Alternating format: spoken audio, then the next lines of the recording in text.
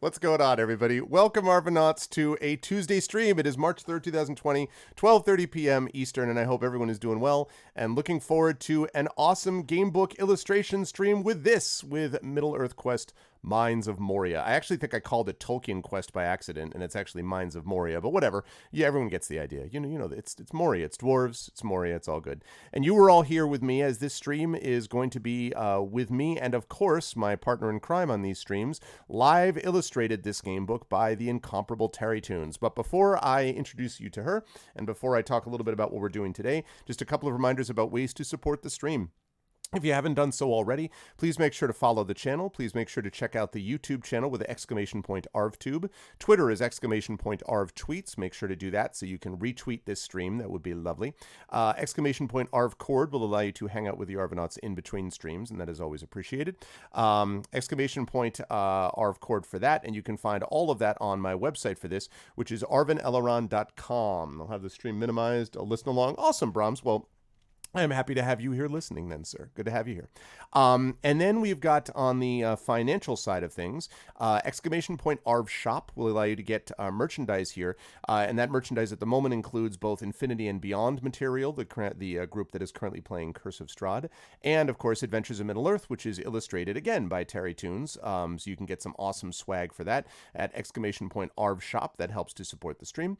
And of course you've got, in addition to all those lovely things, the Patreon, which is !Arvtreon, currently sitting at 313. Again, we're trying to get that north back towards 350 and beyond it again, because it really does help. It really does make a difference in terms of what we have to do financially and otherwise in managing the channel and trying to expand what the channel is able to do. So, for example, I now have the 2 PCs set up to stream when I'm doing video game type stuff, which has been really helpful, and I'm really pleased with the quality, and I think it's showing up in terms of how it looks on stream. But, it's a computer which costs money and all that, and so having the Patreon support really makes a difference. Plus, you can get cool stuff for yourself individually, critiques of your writing, epic character backgrounds, epic poems, things like that. And speaking of that, I will have an epic character background written up soon for Mr. Echo Alpha X5 too, thanks to his support of the Patreon. So that's what you can get from the Patreon. And of course, the sub button right above that video window. We are sitting right now at about 42 subs. So again, we're trying to get that north of 45, 46, heading towards 50 again. Again, that makes a big difference. And we have a new emote that we're able to use, which is that Arvany Blam that we've got that we can use as well. What's up, Echo? Good to see you, man. So that's happening as well. So any support that you can give, including support that leads to inspirations, would be a good thing. I have now reset the inspirations for March, so those should be current. And yeah, so any support that people can give in those regards is helpful. Finally, on the publishing side, Icarus is my graphic novel, which you can pre-order. That's coming out in May. The art for this is so awesome, folks. I'm really excited about it, and I'm hoping, I can't wait for it to come out so I can share it with all of you. I also can't wait for to be able to share with you the print copies of Library, the Tales and Tomes for Forbidden Library. Library will allow you to do that. Again, really super cool stuff for that book.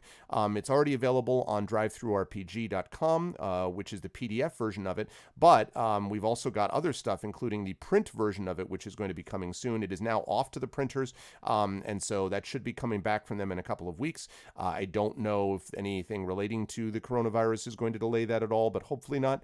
And I'm very excited about that. Again, from what I've seen of the quality of the books that they're talking about, it looks really great. So can't wait to share it with all of you. That's coming soon, but nonetheless, right now you can get it in PDF form, as I say, by going to that link on DriveThruRPG. And last but certainly not least, Greyshade KS will tie you into my Greyshade Kickstarter. Again, this has been delayed a little bit because of the coronavirus situation. It means that many factories in China have been closed completely, and if you are in the game industry, the board game industry in particular, you will know that many, probably, I don't know what the number is, but enormous amounts, 75 or 80% of work in terms of reprinting and manufacturing for these things is done in China. And so this was a huge disruption for everybody, including this, and there are still ripple effects coming up since it is not even contained, obviously, full, anywhere in the world. It looks like cases are beginning to drop now in China somewhat, but still, we're a long way away from clear and out of the woods. So I'm obviously, it's unfortunate, but much more unfortunate would be people getting hurt or losing their lives as a consequence of this. So patience, I'm trying to be patient. Please be patient as well. More details of that will be coming soon, and I cannot wait for all of that. And I'm so glad you folks, again, many of the people that I see here who supported me on the print copy of the library, I promise you won't be disappointed with it. I'm really, really excited about it, and I'm actually hoping that it gets some attention on the award level, which is not to pat myself on the back. It's just to say that the contributors did such a great job, and the art is so great, and so great. So I'm excited about that. Now, schedule-wise, we've got Middle-earth Quest Mines of Moria going on today, live illustrated by TariToons. Then at 4 p.m. today, I will be over on GOG.com for Pen and Pixels, and the second day, and probably the concluding day, of Heroes of the Monkey Tavern. I really liked it. I had fun with that game, and I figured it's so short. We were like halfway through it already, so I might as well just wrap it up, and then I will return to The Witcher 3 Wild Hunt after that. So that'll be happening at 4 p.m. today. Tomorrow evening, I want to remind everybody, we have got Dragon of Icespire Peak Community D&D, DM'd by Shadowed Mage and starring Echo Alpha X5, Kilobyte, Rock God, and Hoodie as players. Can't wait to see that. That'll be 9 p.m. Eastern on Wednesday.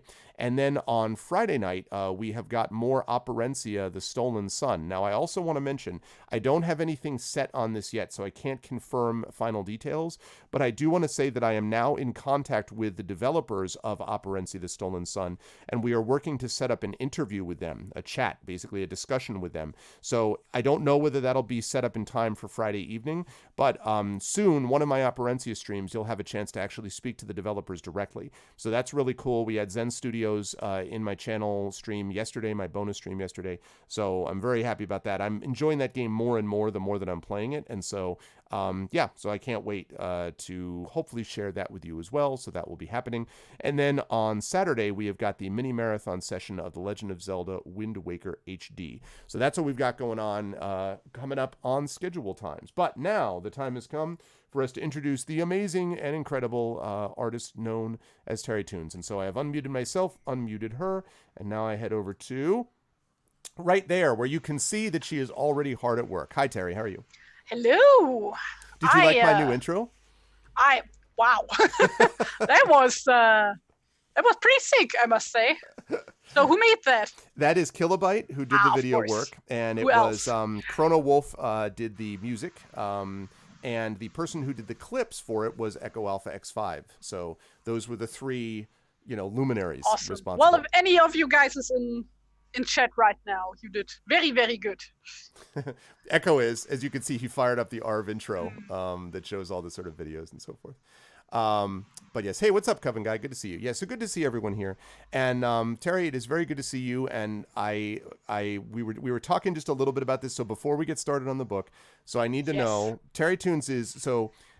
Quick background. I am obviously a huge fan of the Infinity Engine games. There's a reason that we're called D&D Infinity and Beyond, because we started out doing Infinity Engine games. I played Baldur's Gate 1, Baldur's Gate 2. I did not know that. Oh, yeah. That's how you got that name. It was that plus the little lame pun on based on Toy Story. Infinity and Beyond, but basically. So yeah, no, we did it because of the Infinity Engine stuff. So I love the Infinity Engine games, and I love Baldur's Gate. And so but having said that, the biggest Baldur's Gate fan, the biggest IE fan that I know is TariToons. So I was curious about how you felt about what were the feels watching the Baldur's Gate 3 gameplay video. Okay, so first of all, I wasn't super worried is the wrong word, but because there's so much disappointment about when it comes to sequels and stuff like that out there. It's I just was blank mind. It could be good, it could be bad. Either way, I'll live probably. Mm-hmm. And so I saw the gameplay trailer and I was smitten, I must say. At first I was really worried about they're just gonna care about visual stuff. Yeah, it looks amazing. Wow.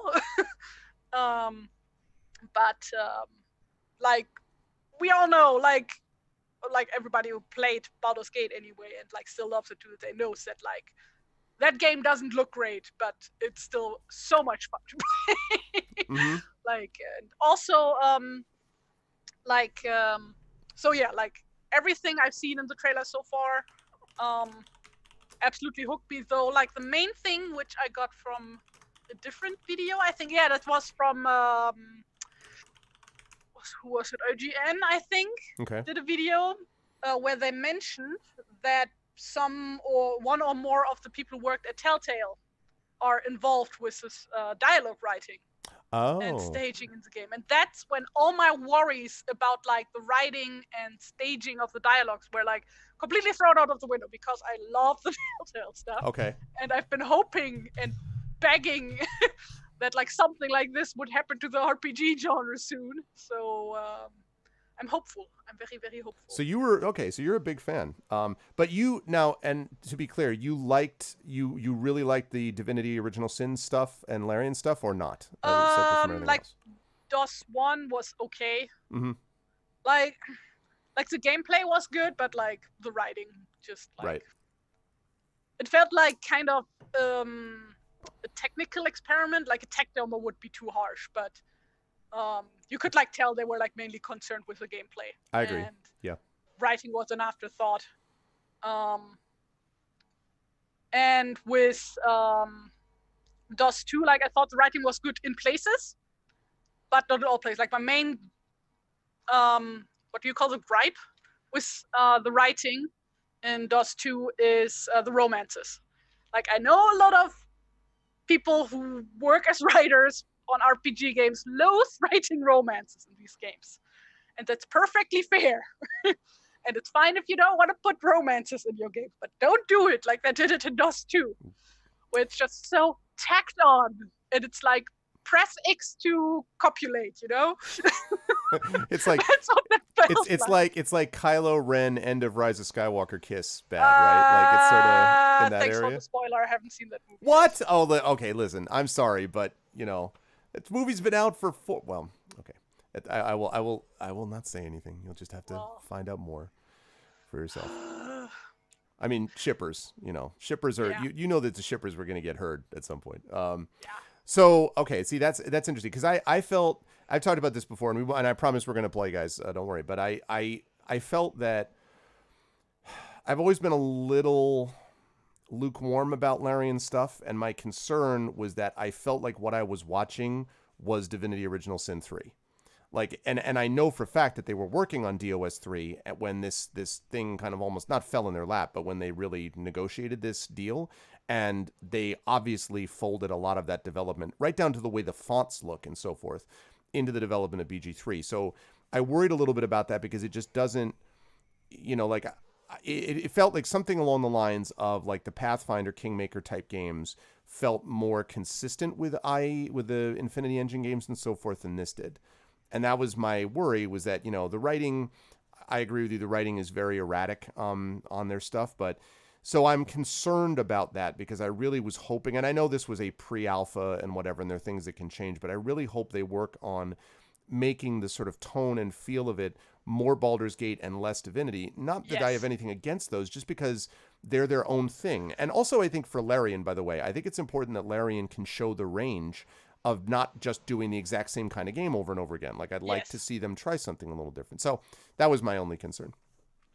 Yes, I absolutely get what you are saying. Just, like, do we know anything about any writers from the Baldur's Gate series being on this project? I don't off the top of my head, no. Because I haven't heard anything about that. And that is a bit worrisome, because, like, the thing about Baldur's Gate is that it has a very specific tone. Right. Like, I remember, like, before we got any gameplay, and people were, like, speculating and stuff. Like, everybody, well, if the game isn't real time with pause, then it's gonna suck. And I'm like, no, dude. Like, yeah, that's so doesn't matter. Like, the main thing is that they get the tone right. Right, exactly, 100% like, that's my main concern. Yep. Get the tone right. Like, they can turn it into an RTS, into a first-person shooter, into whatever. Just get the tone right. Shooter. That's pretty sweet. Can you guys imagine a Baldur's Gate first-person shooter? Oh man. That's make this happen, someone. That'd be great. No, I agree with you totally. The tone is absolutely the most important thing. Yeah. I'm beginning to believe. Actually, I'm starting to think that tone. I've always felt this way in writing, that theme is much more important than people assume. Not because people sometimes think of it as like in a stupid, reductive way, like theme is just like the meaning, and I'm like, well, sort of. It's more the idea that it's the story where all the enemies we made. it's like it's like the hub of what matters. Like what mattered Yeah. about Baldur's Gate. About Baldur's Gate 2 is this really intricate thing about Irenicus and his connection with the world around him and why he is who he is, and the various kind of spokes that come off that hub make it so that you knew you were playing a Baldur's Gate game all through that game. Like there was no section where you're like, this doesn't, what is this? Like this, like we talked about being tacked on. Nothing felt tacked on in that game. No, not even remotely. And like the way the humor and the serious stuff like worked hand in hand. Exactly. Like people are like, oh yeah, the humor is probably going to be cheesy in this game. It's like, no, Baldur's Gate always had cheesy humor, but it's like the balance and the nature of the humor. Yes, exactly. Yeah. Yep. I agree, because and in a way that humor was really important about a story that's basically talking about, in part 1, going down to hell and back, like being the child of murder and all that. Like, I mean, it's not happy-go-lucky stuff, but the humor is put in on purpose to sort of create lightness and to, so I don't know. We'll see. I think Larian's a very good, competent studio. I just don't know if the Baldur's Gate they're going to make is one that I would have liked. And I don't know. I'm going to see about that. And I will obviously wait to see. I think it's a good sign that good studios are getting good games to work on regardless. I saw this game called Black Geyser, which I had not heard of before, and looks very kind of cool, IE-ish. And same thing with the new Pathfinder, not the Wrath of the Righteous, that was is on Kickstarter. So I think that there's some good stuff on the horizon, and I still think Larian could very much stick the landing on this. I just was a little concerned that it felt more Divinity-ish than Baldur's Gate-ish. And, absolutely. That's all. So we will see. Baldur's Gate Dark Alliance 2 is a sneaky good game, by the way. The Dark Alliance series is better than people give it credit for. Never played it. I played it with my wife. I hadn't had a PlayStation as a kid. Yeah, it was fun. See, we were talking about co-op before. It was really cool in co-op. Anyway, all right. So, but that said, I am looking forward to seeing how it all comes out. But yeah, I was excited to talk about this with Terry, who knows her Infinity Engine / Baldur's Gate stuff. So, cool. All right. So let us fire up some music here, and then we'll talk about what we did. Music. By the way, does Zoom by now have like the thing where you can also stream music? Yes, actually. Okay, cool. So you can it does, although I don't know if it can I think so, yes. I don't know if it can stream me and the music is the only thing. Like, I don't know if you'll get the video. But let me see what we got for music first. Let's see. What's a good... chat, give me a soundtrack, a game soundtrack that would be appropriate for the Mines of Moria setting. Give me like a fantasy, if you got like a fantasy Mines type of game, a fantasy underground type of game. What was that game? What was that name? It was like, it's like a dungeon crawler game that came out some years ago, and it's like super retro but very new. Grimrock. I never played that, but like setting-wise, it seems like it would fit. So I don't know if the soundtrack is good. So I'm right there with you. I love Grimrock OST. That's one of no. I don't know if it's good. So because I don't know. I think the soundtrack is pretty good, and I think that's a good idea. Okay. Okay, good. So I'm gonna go get this. Let me just find the right one. Okay. Oh my God, there's piano covers of the of the Legend of Grimrock theme. We're not gonna do that though. All right. It's going to go to this. I just figured because it's in a mine and spoopy. It's a good idea. That might fit. It is a good idea. Okay, this one isn't... Occasionally you do have good ideas. You often do, Terry. Often have good ideas. Okay, I'm going to give you... This is a playlist that has both Grimrock 1 and Grimrock 2 stuff in it. So... I just put it into Zoom chat. So also I want to give Terry one shout out here. Yeah, I don't think I've had a chance to talk to you since this happened, but I went to Boscone which is a conference in Boston, and I was on some panels. One of them, which was on gaming and narrative and game mastering and writing, and the sort of intersection between them.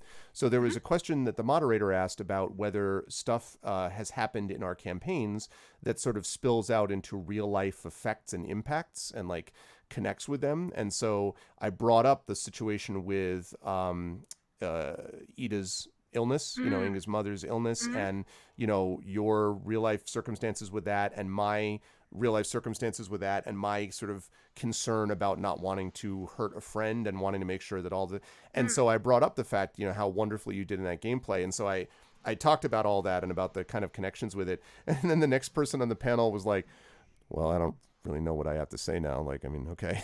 They were basically like, well, that story is the best story ever. So we killed some orcs once, and it was really funny. Like, I was like, because it was a great story, and it had just recently happened before I went to that conference. So I wanted to say that you're now Boscone famous. You're con famous, awesome. So, yes. Like I actually had like a similar situation in the game like 10 years ago or so, where that was like the point where I decided, I'm never ever gonna play a character with a background story even remotely similar to mine again. Yeah. Because that one just hit way too hard. Like basically that was like my very first continuous group that I had, and I played a character who got abandoned as a child and was like raised by this evil wizard dude. And he at some point was like thrown into this illusion dream world where she got to be with her family again.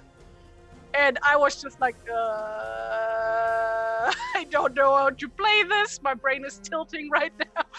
Oh man, that really hit me hard. Like I had to like talk to the DM afterward. Was like, that was some good stuff you did there, but I can't handle that. Please never again. Yeah, well, that was the thing that as I mentioned to you, like I was concerned. Well, I mean, I knew I was going to be respectful about it, but I've been through it too. So I was worried about the intensity of it, but at the same time, I felt like because it worked the way that it did, I think it's actually really valuable for others who have experienced it. Like I was reading an article about D&D as therapy and about sort of working through what it does therapeutically. And there's a whole new academic study, by the way. The MLA, the Modern Language Association, which is the major humanities association that I participate in as an academic, they are releasing an essay collection. They pitched, they're soliciting essays for a volume on teaching emotion in literature, because there's a whole new like emotion studies thing that academics is looking at. And I'm like, I don't know why it took us till 2020 to figure out this is a good idea, but teaching emotion in literature, how cool is that? Like as its own thing. So anyway. Well, I want to mention one more thing. Like you don't need to be worried about me in that regard, because I'm in a much mentally more healthy point than I was like 10 years ago. So well, I appreciate that, but I think pain when it's explored with friends and when it's done in a respectful way is really valuable, but I also want to be cautious because I as we talked about, like the reason I was crying during that session is because I went through it too. So the experience of it was very powerful, but I felt the other thing I said about this, which is the thing where the person next to me was like, well, I don't know how to follow that up, was where I said, what games allow us to do also is to create alternatives to our own experience. Oh, yes. So Inga gets to go forth and try to save Ida. And that was something that we were not in our own lives able to do. And so there's something powerful about that also. And that was when the person was like, oh, God damn it, I just killed some orcs. And just like, I was like, yeah, well, But anyway, it was cool. So I wanted to highlight that your excellent play got immortalized in conference sort of work and stuff like that. So, hey, what's up, Zach? Thank you. It's my pleasure. I mean, great stuff. Yeah, no, for sure, Brahms. You've been listening since we were talking about Baldur's Gate 3. I'm thoroughly enjoying our guys' conversation. Well, thanks, Zach. Zach, you're one of the people that is a good person to talk to about that stuff, because the work that you've done with D&D clubs and D&D organizations for young people, middle school, high school, and so on, that's exactly what we're talking about. Like giving them a chance to play through in their things that in their lives they're not able to manage in the same way. So you're a good person to think about with that. So anyway, let's get into it, folks. So We have just begun. I don't even have a save point yet because we just began it. Middle-earth quest Mines of Moria. This is, for those of you who are not familiar with how we do this, we will go through this. We will give the chat a chance to vote on various options. And as we go through, Tari will be illustrating, as she is doing for you right now, various scenes from the book. So in particular, what she is currently illustrating is Laura Hopesinger, who is our main character. Laura was our first character from the last book that we played, Night of the Nazgul. She is a hobbit. She is a an adventurous one, as you can clearly see from this picture. But she's leveled up since we talked last to her because she has now got a suit of leather armor. She's got a short sword. She's got clearly a bedroll. I can see that on there. She's still got the ribbon, so we got the ribbon going on in the hair. But she carries a water skin, a haversack, a short sword, a magic ring. I'm sure that's not a problem. It's just it's a ring. Don't worry about it. It's just a magic ring. And she currently has 36 stamina, 8 luck, 9 agility. And as I'm looking at this, I realize I need to double check because I think I actually put the stats up wrong. So hold on a minute. Oh my God, there's a Narnia solo game. I just looked at this, and I just looked at the back of the page, and it says Narnia solo games. Really? In the Narnia solo games, Aslan challenges you to show honor, courage, and courtesy during your own adventures in Narnia. Holy cow, that's awesome. Anyway, it's too bad that this came out in 1980-something, so it's probably out of print by now. Tolkien has a bad record with rings and little people, just saying. MLA format is still around, Coven. Still around. Okay, let's see. But yeah, like last time, our hero was just... Basically, she was at work and somebody was like, yo, you need to go like now. And she didn't get to prepare it. Also, she was just running around in her regular clothes. Exactly. The entire time. But this time she's prepared. Ready for that adventure. Is correct. Okay, good. I did it right this time. I did do it right. So I do have it listed here. So skill equals time. So how much time stuff takes. Luck equals strength. Stamina equals endurance. Our melee offensive bonus is 0. Our missile offensive bonus equals 1, because she is pretty good at the firing of, bows and stuff. She has a general bonus of 3, has a 0 bonus of trickery. She's not about the trickery, but she is about the perception. She has a 2 perception. She has a magical of -1, but it must be said that because she has a magic ring, that means that her magical bonus actually is 0. So in fact, I'm going to put that in right now.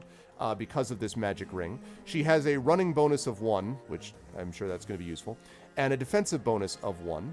She has 3 healing herbs, a lockpick, a water skin, leather armor, haversack, short sword, and a magic ring. And the reason that we are all here today, gathered together, the formatting of the stats and so forth, that is a thing that was specially made for me by a viewer called Nedowin, who was a regular of mine, and now he came back a few months ago and was hanging out a couple times, but he's now disappeared again. So I hope he's doing okay. He's got he lives in Russia and has an active job there doing computer programming and the like. So he actually did both Arvbot, which is what I use for my voting, and also did this thing called the Sorcery Project. So this was originally geared for fighting fantasy books, which is why we have to kind of modify it a little bit in terms of what equals what for these books. But that's what we use. If you want, I mean, I'm sure he would be okay with this. I'd be happy to. If you ever want to do something similar to this on stream, let me know, and I will send you this because it's free, and I'm sure he'd be okay with that. So, yeah. The name of the Narnia game, Arendt, it says Narnia Solo Games, and it was produced by Iron Crown Enterprises, which no longer exists. They were out of Charlottesville. This is during the time when there were like 5 different places that could be publishing Tolkien stuff, because the rights were so confusing, but so anyway, okay, so here we go.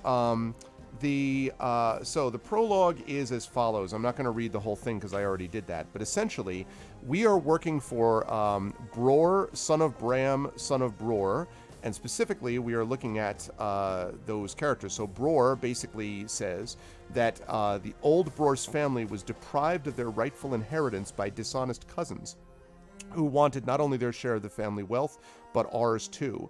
And so he asked us to find a will which rests deep within Moria. And we were kind of like, Moria, what? And he said, if you take the path along the river west to the Mirror, then you'll be able to find a way into Moria. And basically what happened is there were 2 wills, and the original will of his grandfather, Old Bror, was destroyed by the cousins. And so basically the cousins are trying to take over and do this dwarf dirty. And we can't have that. That cannot be allowed.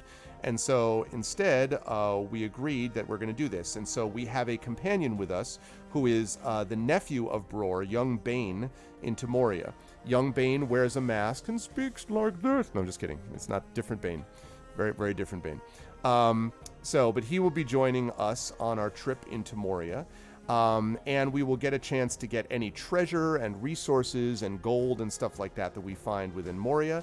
He gave us a key which will open secret passages and chambers throughout the family's holdings.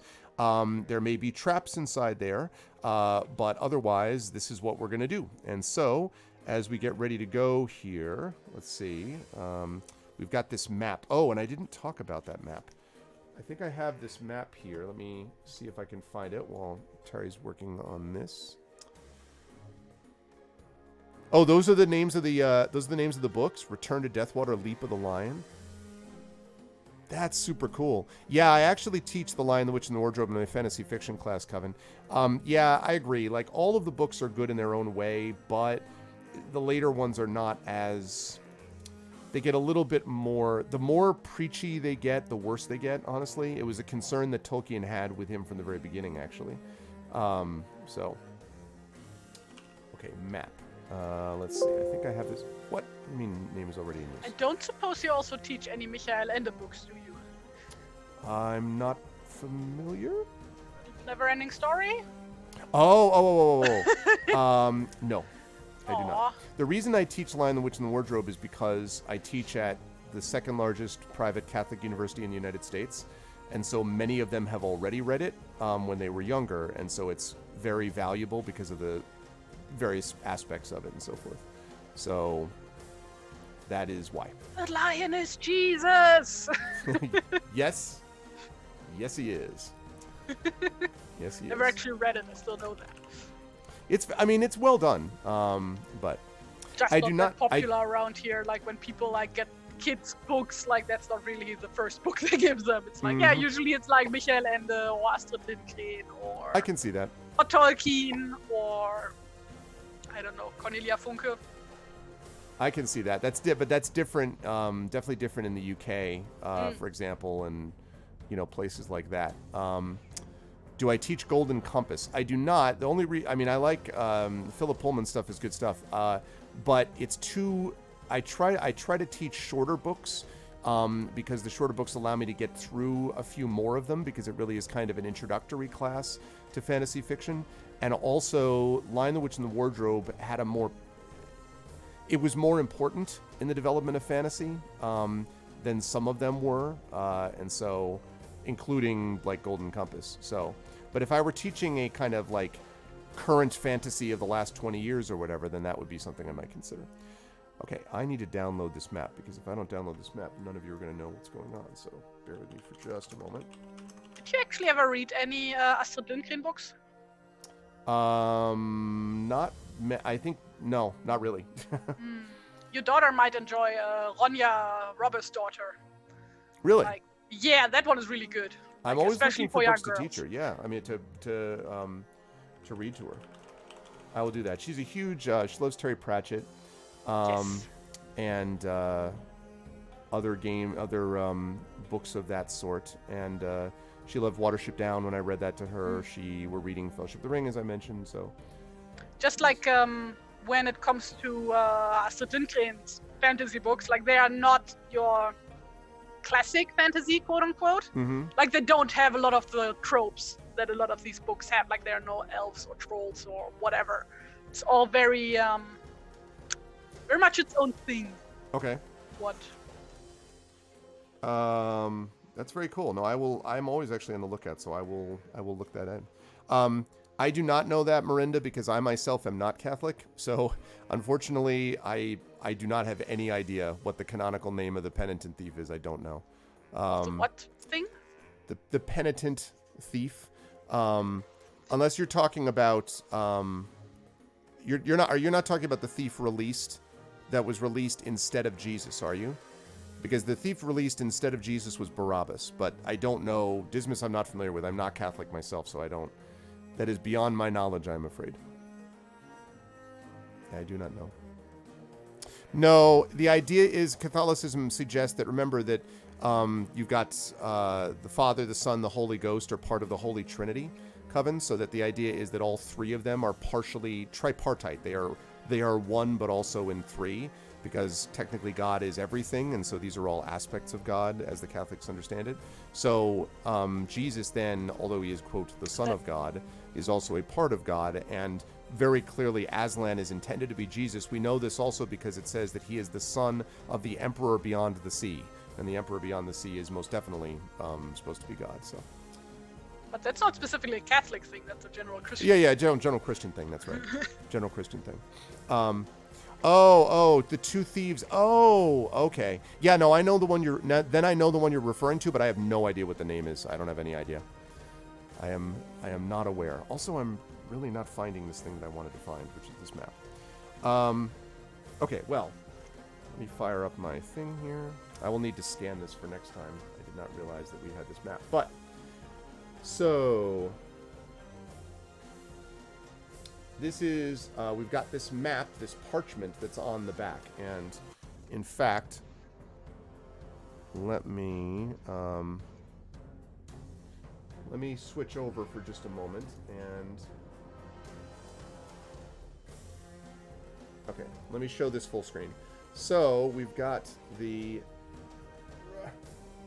this is the map that we're given. So we have here the Great Hall, and then a bridge.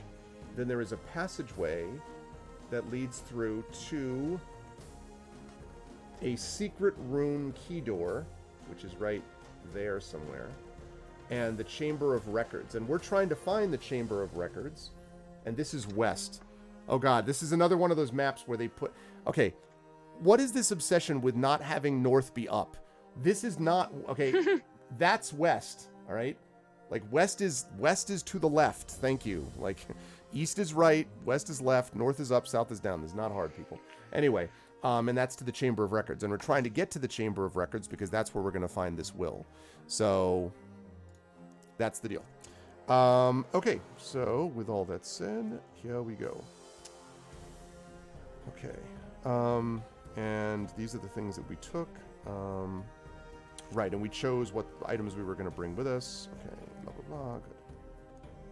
All right. You look up to see a small, stocky dwarf standing before you. Oh, how about I switch back to the other screen? How about that? There we go. A small, stocky dwarf standing before you. His beard is shorter and not so thick as Bror's. In the starlight, his face, while set in a fierce demeanor, has an air of wonder and youthful curiosity about it. You introduce yourself. The young dwarf nods. He carries an axe in his belt and a bow over one shoulder. Both weapons are ornately decorated and obviously of fine dwarf make. "I am Bane," said the dwarf, "and am pleased to meet you, if we can indeed recover old Bror's will." "That we can do, but first we must get away from this camp and your uncle's cousins. We have lost 14 days.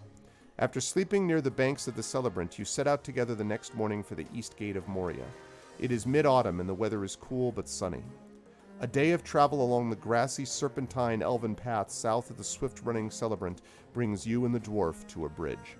Now, I should point out, by the way, that there is... you need to be back to the appointed place and time. So you need to be back to meet Bram in 14 days. So you have to be back in 14 days. So time is going to be kept up here. And as we keep track of time, if we take too long, then we don't get back in time.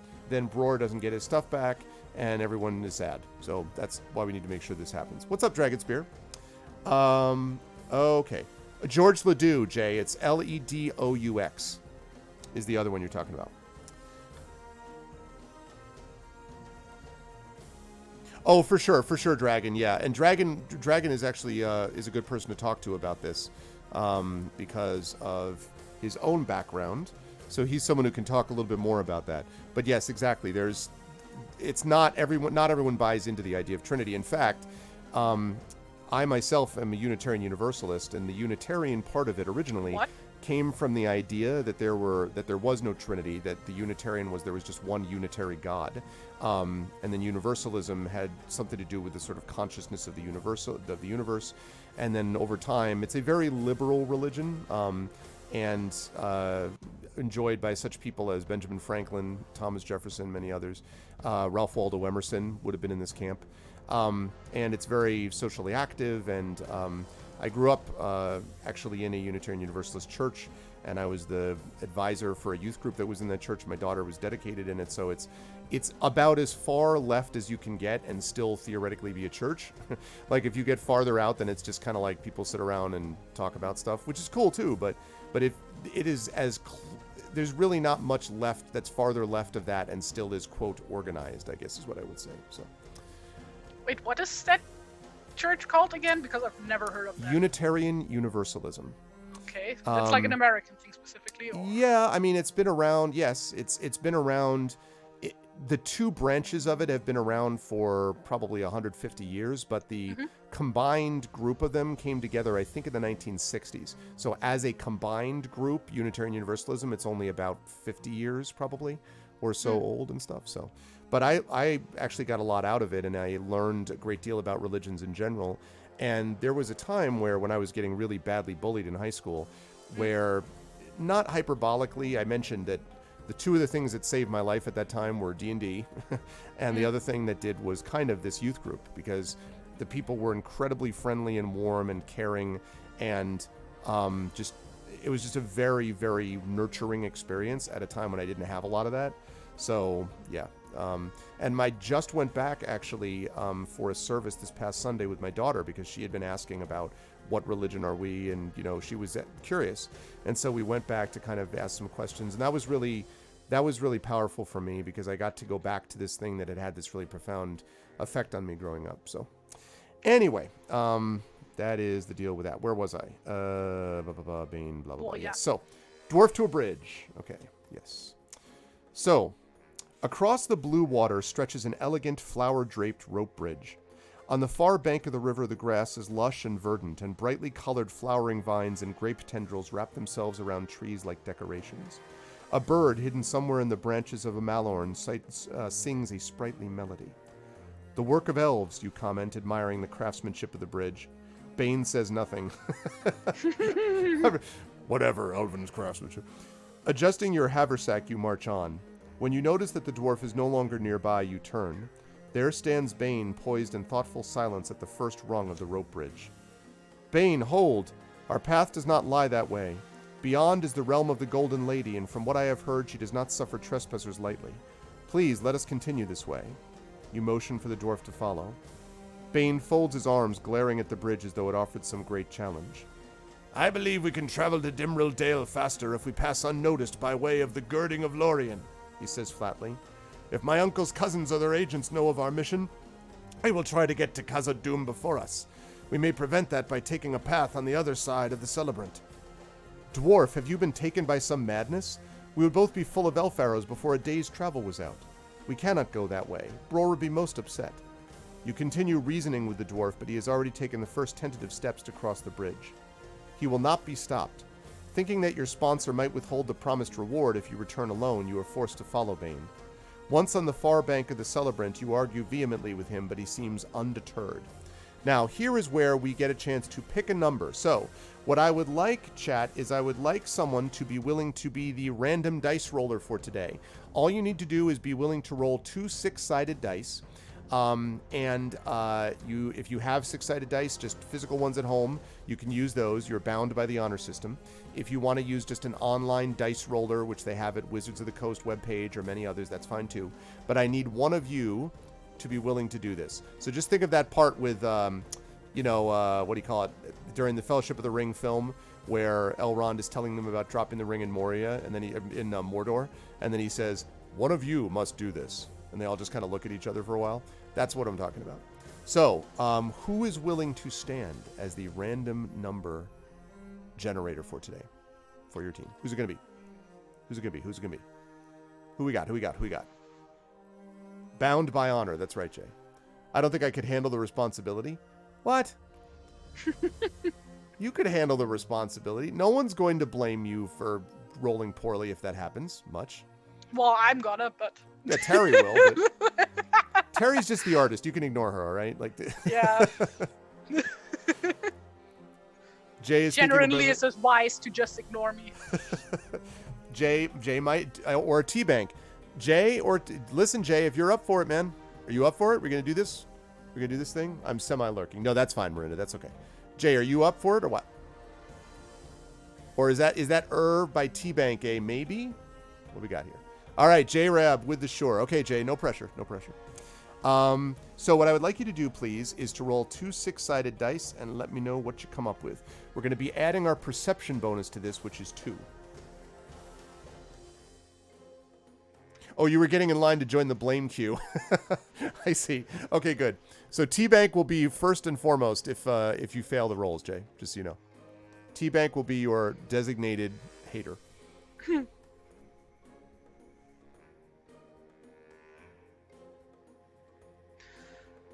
Ugh, I love drawing hobbits so much. They are so cute. Is that why? Just because of the cuteness?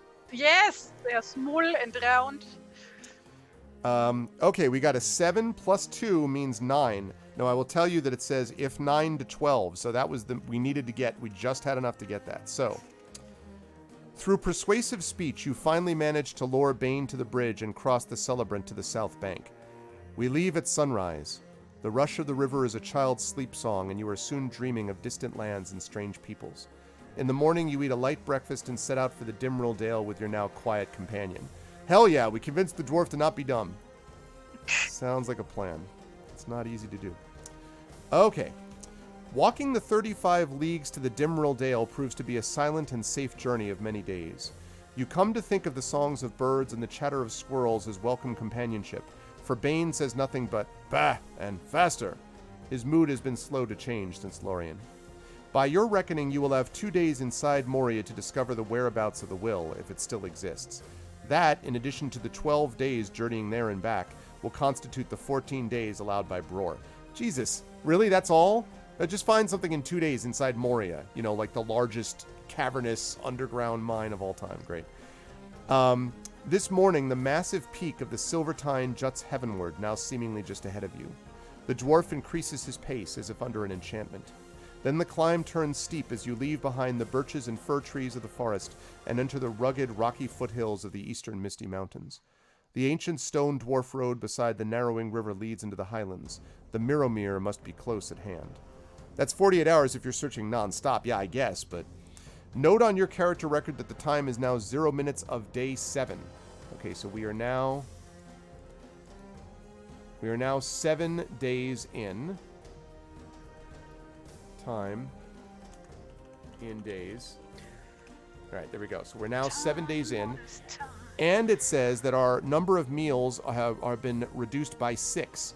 So from 14 provisions, we are now down to 8. This is what happens when Laura has too many second breakfasts.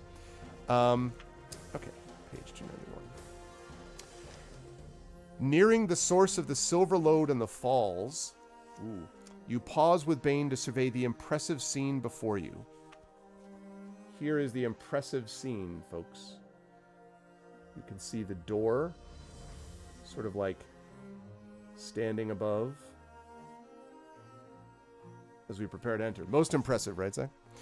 The young dwarf appears dazed, overcome with emotions so near to Durinstone and Mirromere, sacred sites of his race. Without a word, Bane dashes ahead, and you follow. You find him standing in a reverent pose beside the lake, whose dark, still waters reflect the mountains and the clouds like living jewels. You recognize the broad, broken column of rock just off the road as Durinstone. Split by wind and weather, the runes carved upon it now too faded and weak to read, the stone retains a power that gives you as well as your companion pause. To your surprise, the dwarf begins to chant in a deep and sad voice. "It is as I have heard in tales and songs," says Bane excitedly after he is finished. "One cannot see their reflection in Khaledzaram though the 7 stars appear overhead. I must see Moria." "The great gates are but a short distance from here," you say. The broad but decrepit main road leads up to a niche in the mountainside above the dale pierced by the gates. You climb the wide stairway which leads to the oldest entrance into the mines of Moria. I had heard these doors had been cast down some time ago, but here they seem remade, and of late. Bane does not comment, but makes to enter the black pit while its doors stand ajar. Following Bror's instructions and your own insatiable curiosity, you walk with a pounding heart past the great gates and enter the mines of Moria. Looking into Khazad-dûm for the first time, both you and the dwarf are struck speechless. It is difficult for any to fathom the complexity of the stronghold, yet just peering inside gives credence to what you have heard of Durin's concern for its defense. A short walk leads to the eastern halls, the oldest chambers in all of Moria. The first you meet is the entry hall, or as it says in the book, the entry hall, a large square room with a high-peaked ceiling. You count 14 narrow window shafts cut into the near and eastern wall, illuminating the room with an eerie and pale light. Continuing down the wide passage for a quarter of a mile, you come to a broad stair leading down and then to what was once Durin's Bridge, a slender arch of stone more than 6 man-heights across, spanning what legend says is a bottomless abyss. All that remains of the once splendid bridge are its shattered ends, tattered and broken outcroppings thrust into emptiness. In the gathering gloom, you can see that a crude rope bridge now extends across the chasm. Probably the work of orcs, you whisper to Bane as you lead the way. Let us hope they've had little use for it recently. The dwarf follows. Once over the bridge, you stop to examine the chamber you have entered, the Hall of Trees, named for the tree-shaped pillars supporting the high, curved ceiling. We need a light, you say. I will be able to go no farther without one, even though you may be at home here. At this, Bane draws forth an amulet which he has until now kept concealed on a heavy chain under his tunic. A relic of older and better times, explains Bane. As he holds the crystal forth, it begins to emit a soft glimmer, then an ever stronger light, until you can see the intricate tracings of stone overhead. But the light subsides, and soon a mere pool of it is cast upon the floor at your feet. Neither of us needs fear the darkness of Moria, your companion says. The dwarf craft of my fathers will see us through. Now for the Chamber of Records, or Mazarbul, as we dwarves would call it. Bane seems changed now within the halls of the Black Pit. He is stronger and more confident, not the same fellow who would have had you steal your way through Lorien. To your right is a passage. That is the way, says Bane. You look at him and say, this is the way. No, I'm sorry, I couldn't. It's a Mandalorian joke. I'm sorry. If you enter the passage to the Chamber of Records, or do you wish to explore the deeps of Moria? Now, this is just a two-quote thing. What's up, Caro? This is just a 2-vote thing. You only have to choose between one or the other, so I won't have to use Arvbot for this. So, tell me in chat, do you want to enter the passage to the Chamber of Records, or do you want to explore the deeps of Moria? What do you want to do? Please let me know in chat.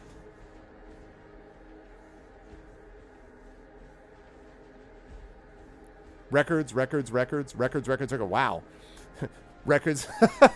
These are some people who know what it's like when you start exploring Moria for no reason. Records. And Mirinda says deeps. Yutsuko says deeps. So we have a couple of contrarians, but most of you, 1, 2, 3, 4, 5, 6, 7, pretty strongly are like, look, records. We got records. What's the worst that could lurk in the deeps? Like, come on. Listen, who delves too greedily and too deep, okay? All right, who does that? All right. It looks like M in lurk mode on smartphone records.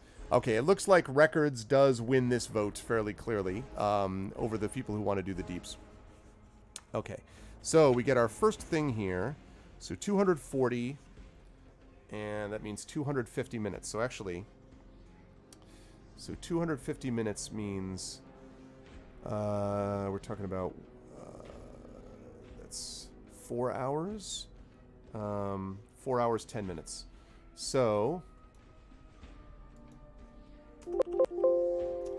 let's see. 7 days. Oh, I know how to do this.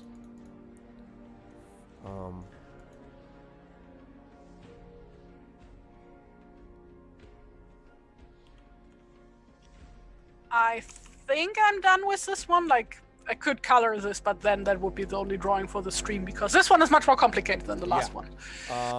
Look at that. So this Laura looks ready to go. I mean, she looks prepared and ready and all set to go. This is good. Good opening gambit. Okay, bottom is hours. 6,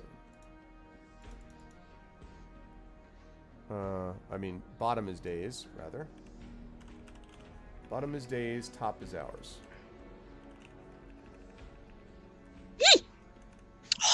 Stupid cat. I was like... Licking my feet again. I was like, what just happened? My cat had a foot fetish. That's what's happened. I see. Yeah. She's too young to have fetishes. She's not even a year old. Yeah, the time thing, exactly, Jay. The worst that can happen, we find Gandalf. That's the worst that can happen. I mean, look.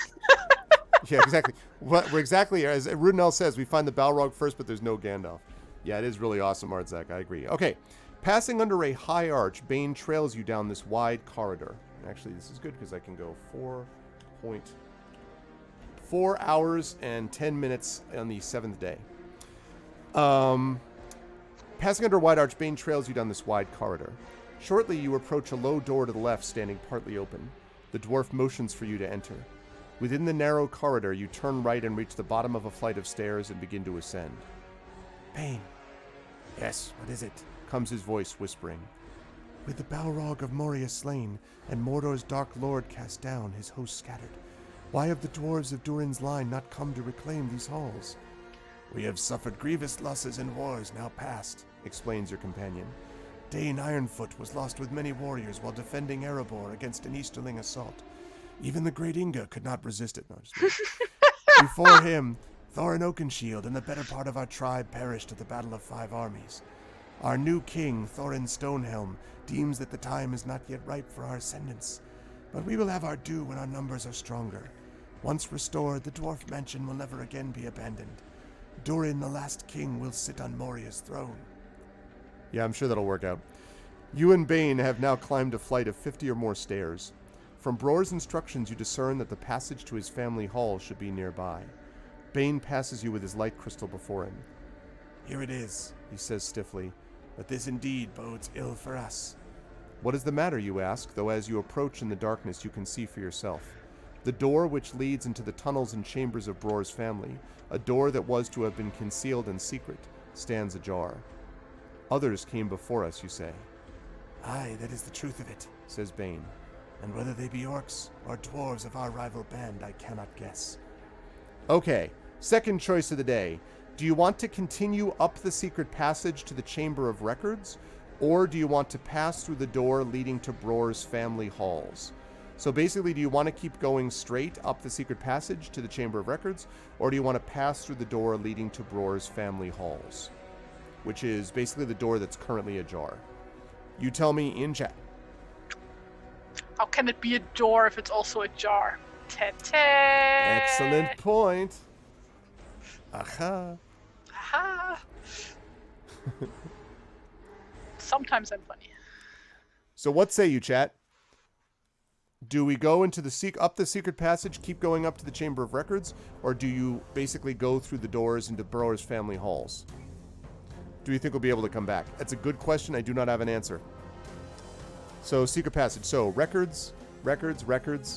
Stick with it, records. Exactly. They'll make a door which is also a jar. They'll have it be like the home to the Jar family or something. Jar. Binks. Records. Okay, records. All right, chat is focused today. Chat's like, listen, we will not be deterred. We are going to do this. Okay.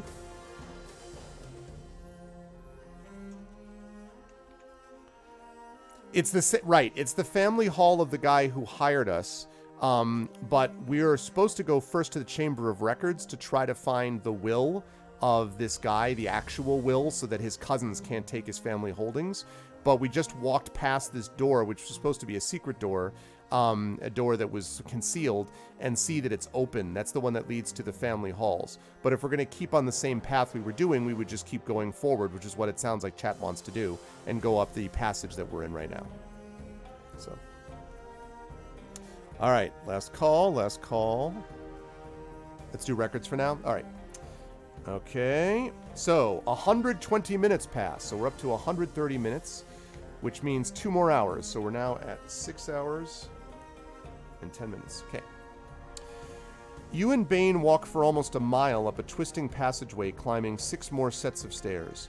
When you reach what should be the chamber of Mazarbul on the 7th level of the old city, a huge pile of rubble greets you. The rocks are blackened as if subjected in the past to a great display of power and heat. Tired and discouraged, you and the dwarf retrace your steps to the winding passageway leading to Bror's family tunnels. Well, goddammit. Great.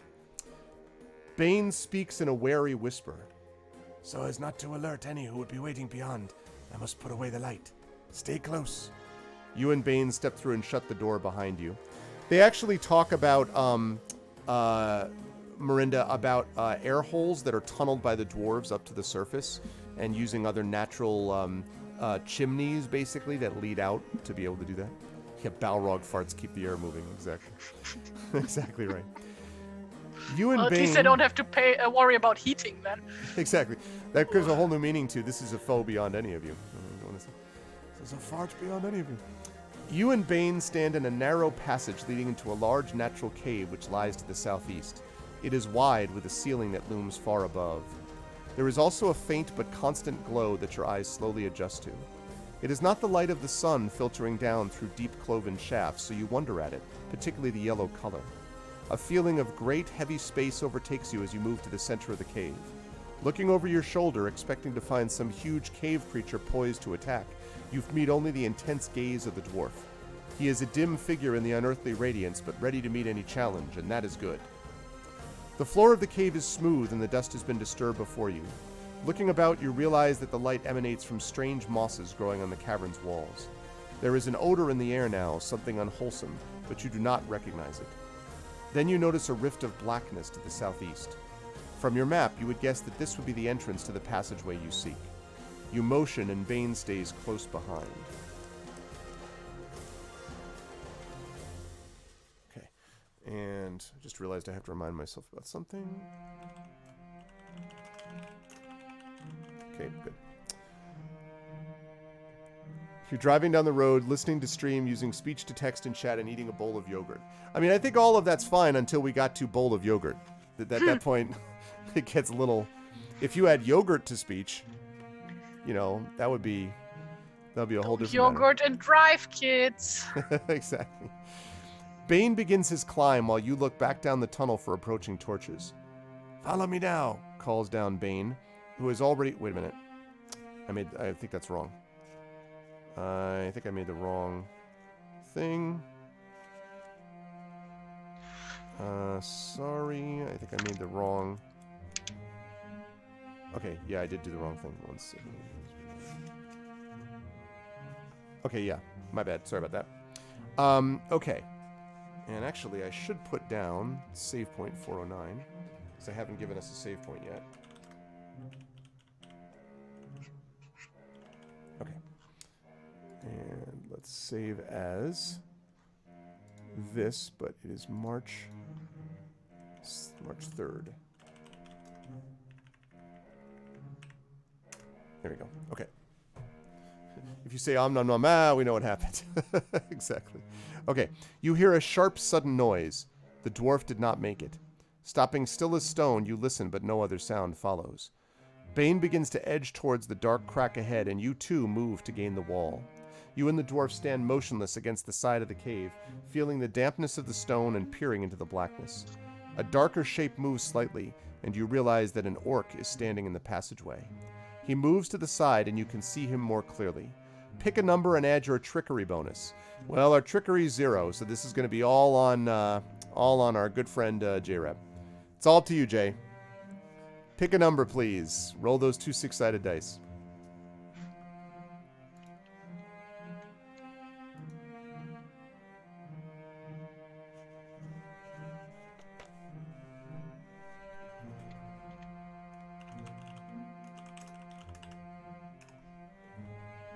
Thanks for that link, Aaron.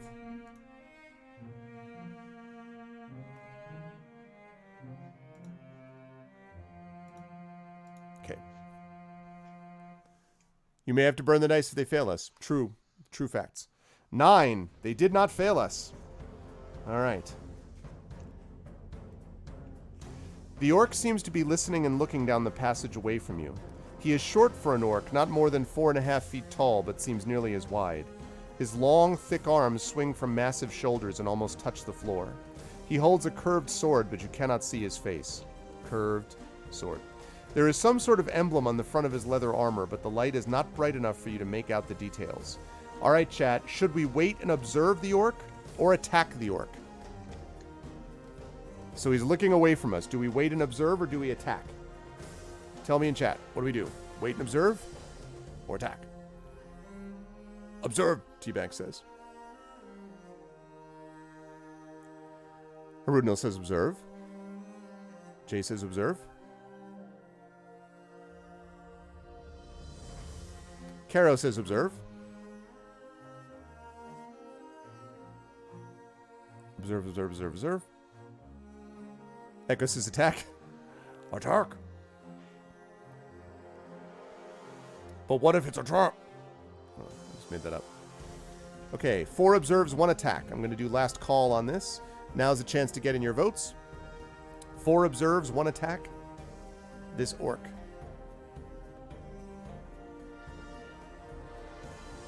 Alright. And a tarp.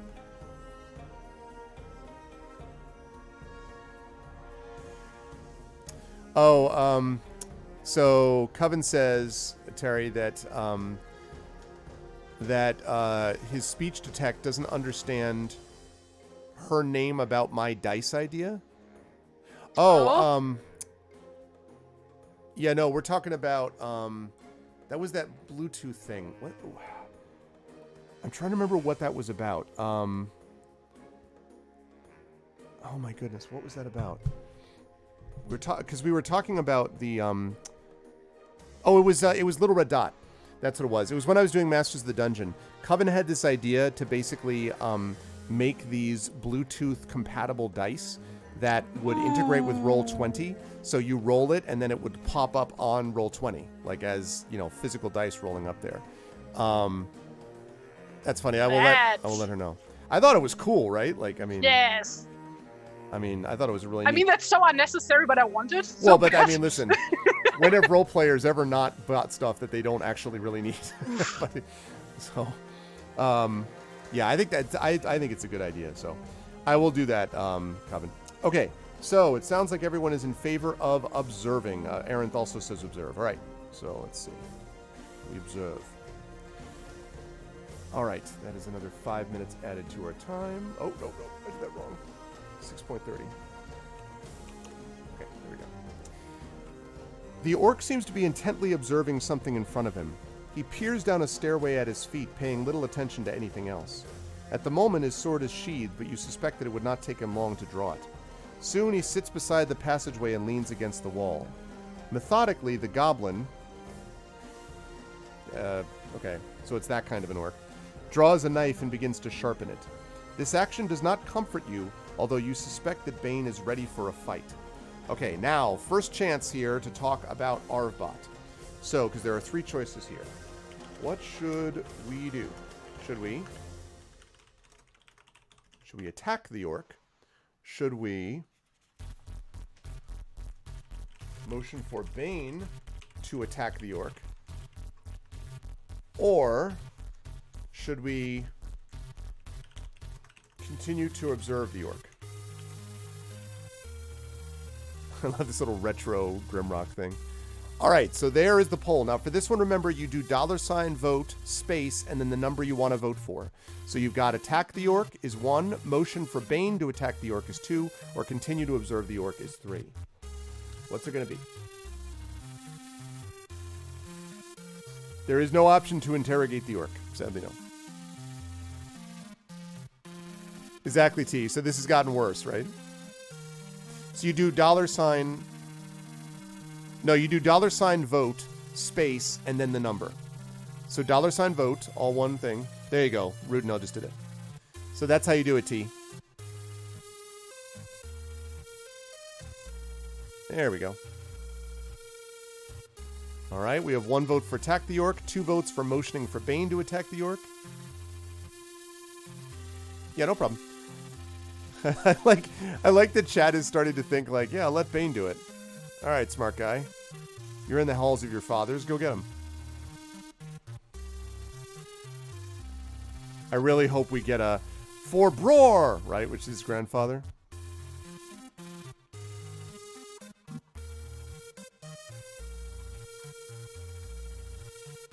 Yeah.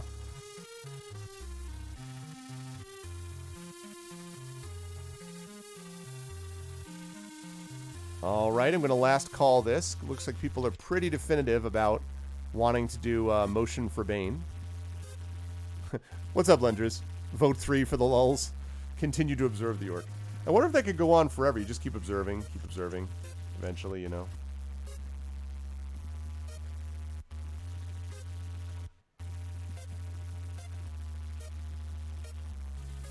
All right, and we're going to close that poll. Okay, so we're motioning for Bane to attack the orc. All right, 5 minutes go by.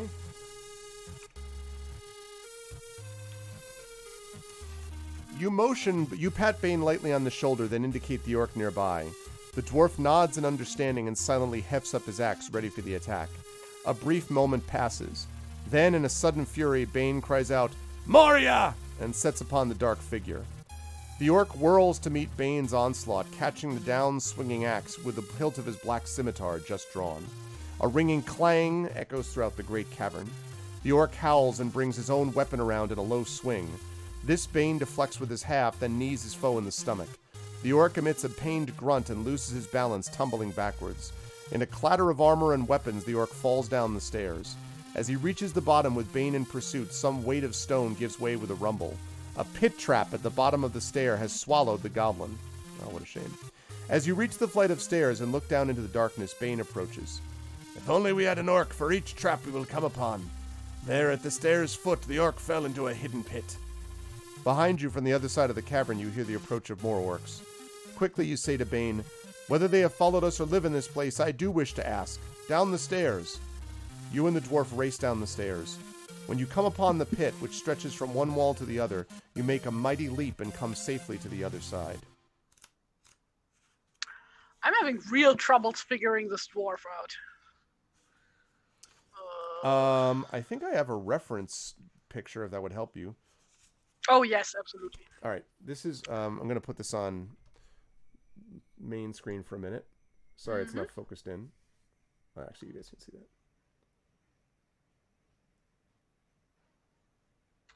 Okay, thanks. Sure. Where are we? Thing. Okay. Okay. Oh, did our music? I mean, video paused. Let's keep watching. Oh, nice. Now we got the Legend of Grimrock Techno remix. Ooh. That's what I'm talking about. That dwarf doesn't look very dwarfy, though. He looks a little bit like Chris Christopherson, like, what would you know the meme? You know the meme with it's actually Robert Redford, but he's got a beard and he's like smiles and nods, and like that's the thing that you see it all over the place. Where you're like, good job, yes, that's what he reminds me of. Like just kind of. Also, that nose guard is completely useless. Yes, what is the point of that? It's true. He deflects the blow with his stomach. Okay. Oh, yes, I'm sorry. Echo wanted you to mention very quickly the campaign that you guys are doing. Oh, yes. We are currently looking for players for... this is not going to be a live stream thing, first of all. Like, just regular old playing. We are going to do Murder in Baldur's Gate. And once we finish that one, Descent into Avernus. Oh, wow. As, like, preparation for when Baldur's Gate 3 comes out. Because I do want to have those played before that. Because I'm going to assume there's going to be a few references to that. I think so. So, yeah. Like, especially because, like, I mean, in at the stream they did, like, with the gameplay, Sven said, like, somebody asked at the end, are there, like, going to be any companions returning from previous games? And, like, Sven was like, can't talk about that for now, but, like, I mean, come on, of course they're gonna put Minsk in this game. I mean, I would think so. Like, maybe not as a companion, but, like, he's gonna appear in some form. Like, given especially how hard Wizards of the Coast has been pushing that character specifically in the past years. Yep. So... And Boo. And Boo. And Boo, of course. So, yeah. A Murder in Baldur's Gate. Yeah, well, actually, I played, a couple of years ago, I played the first sort of opening Murder in Baldur's Gate event I played at Gen Con. This was like probably about 4 years ago now, when they were, just the very early stages of this. I was thinking about this. If they're looking for people to write some legitimate dialogue, I happen to be friends with Ed Greenwood. I'm just saying, like, I bet he might be a decent guy to write dialogue for Baldur's Gate that he created. Wait, he created Baldur's Gate? Well, Yeah. I mean, the town, but like... He created the Forbidden Realms. Yeah, but like he didn't work on Realms. the game series, that's what I mean. Oh, no, I don't want to say that. But but the world in which it was set, is what I mean. Okay, where was I? Okay. On page 330. Okay, although I missed what I was just doing, so I don't remember if it told me to go to 330. I think it did. Does Ed Greenwood actually still work for Wizards of the Coast, or? He still does contract stuff with them, so he still produces some stuff for them, but he doesn't have control over that. They have control over the world now at this point, but so yeah. Man. So here's like a completely, like, super tangential question, like, and which you probably know the answer to. Back when, because I did read one of the Elminster novels, like the whole origin story of him, and like that one takes place during the Netherese Empire, right? Mm-hmm. So was that actually the original setting for first edition? Like back when first Forgotten Realms was conceived, or is that still like considered ancient history? No, the original setting for first edition was the Greyhawk. No. I mean like for Forgotten Realms, like the first edition of that one. Oh, I see. That one I'm trying to think about. See, the thing that always gets me a little confused with Forgotten Realms is the fact that so much of it is, like, they spend all their time in the Sword Coast, which is only a part of the Forgotten Realms, but like so much focus is put on the Sword Coast, like, Waterdeep, Baldur's Gate, Neverwinter. This is all, even Spine of the World. Technically that's north of it, but it's all in the same rough vicinity. So I don't remember off the top of my head what the original, like, Forgotten Realms, like you say, like first edition of that setting would be. I don't remember off the top of my head, to be honest with you. Okay. But yeah, like, that's the thing. Like, one of the things that was really fun about the end of the Tyranny of Dragons campaign is when the characters all went to the Red Wizards of Thay, and you got to go east for a change and, like, see what it's like away from the Sword Coast. And well, I mean, Thay is like really far away from the Sword Coast. Right. That's what I mean. But that's just, again, there's so many areas off to the east that are really interesting possibilities. And Thay is super creepy. Like, oh yeah, the players were like, oh my god, so creepy. I'm like, yep. Yeah, I played a former Thay slave at some point. Like, she turned out to be a sorceress and was like, oh fuck, they're gonna kill me as soon as I find out. And then she got like freed by some undercover Harper agents who were like smuggling slaves out of Thay. Okay. So yeah. Yeah, that was the whole. That was kind of TikTok's story. The one that Mike played, the Warforged, because he had basically been animated by their magic, and one of the things he had said is like, I'm not going to be a tool for the Red Wizards anymore, and they were kind of like, well, you are going to be a tool for us. They are creepy. Just like. Yeah, starts in the Dale Lands. That's right. Yep, that's right. Okay. So, you look back up the stairs, expecting to be pursued, but the wide, shallow steps are empty. However, gathered at the top is a group of bent orcs, howling and cursing in their harsh tongue. You motion Bane to follow, but he lingers, eyeing the orcs as if to challenge them. Why do they not pursue? He asks. They have the advantage, which then sort of, to me, leads to the question of why the hell are you standing there looking at them? I am grateful they do not, but you can be certain they are frightened of something down here. We have ignorance on our side. Let us be off and hope we fare well. At that, you turn and walk forward. I don't know that you could ever say you have ignorance, quote, on your side. I don't think that's... I know what she means, but, like... A little way down the passage, Bane solemnly pulls out the amulet. Almost immediately, small hidden stones set deeply in the walls glow in reply. You can see the corridor clearly now and wonder what magic this is. The walls are smooth and the heavy dust upon the floor rises in small clouds in the wake of your steps. Yet the air is fresh. The ages-old ventilation system of Durin's folk still works. There you go, Miranda. There's the breathing thing you were wondering about. The foul orc smell disappears for the moment, replaced by a faintly musty odor that is not entirely unpleasant. You feel more confident, moving softly so that your footsteps, like the silent dwarfs, do not echo away before you.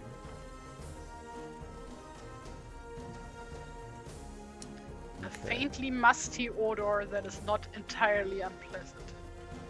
I mean, you know, it's like... I'm trying to imagine what that's supposed to be.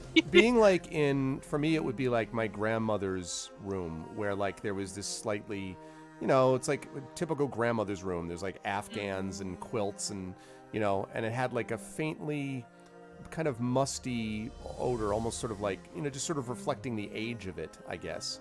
But it's not totally unpleasant because it's not like foul or like rotting meat so or it something like mainly terrible. smells like dust. Yes. That'd be a good way to describe it. But there's a little bit of dampness about it. That's the musty thing. Like being in a basement, you know, like going down into a basement, is a little bit like that. My basement actually at home, the place where I lived during my high school years in Connecticut, was kind of cold and could be a little bit musty. So if it was hot upstairs, you went down. You could smell a little bit of the must, but it also felt nice and cool down there, relatively speaking. So, okay. The corridor opens into an intersection which is clearly not on the map Roar gave you. For a moment, you stare at the junction in disgust. I knew there would be a problem with this map, you mutter, having no idea which branch to take. Bane, too, is confused. The corridor to the left has a battered Watcher in stone at its entrance. The Watcher was once a huge granite statue of a cave bear. Bane tells you that long ago, the Watcher would have warned Moria's garrison of your presence. The tunnel to the right passes under an archway decorated with bashed and sullied tiles displaying cracked yellow wild flowers against a deep blue background. Perhaps I should mark this on the map, you say to yourself before continuing. Bane nods in agreement, though he continues to stare down the two separated tunnels. Okay, do you want to take the Cave Bear passage or the Flowered Arch passage, folks? Playing Nest in the Cave bears basement. give a lot of experience points. Getting back to Baldur's Gate again. Good point. That's true. And boy, is that thing deadly when you first run into it in Baldur's Gate 1. Kiting oh my god. is how you Yeah, with that's those how we did things. it. Kite. Okay, if you take the Cave Bear passage or the Flowered Arch passage, what will it be? So the problem about that, though, is that it doesn't really... It's not very clear about that point. Jay, I'll show you. One second. It just shows this. Like, we're somewhere there, but it doesn't show any, like, doors or anything like that. Like, I think we're basically right... We were supposed to be going here, but that was blocked off. So now we're, like, somewhere here, I think. Because we went over the bridge. This is not very helpful, unfortunately.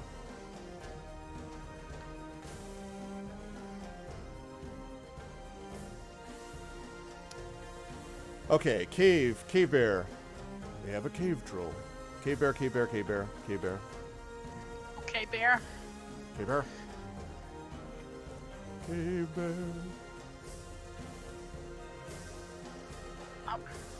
What was Kyber thing again? Wasn't that like from what was the name of that setting?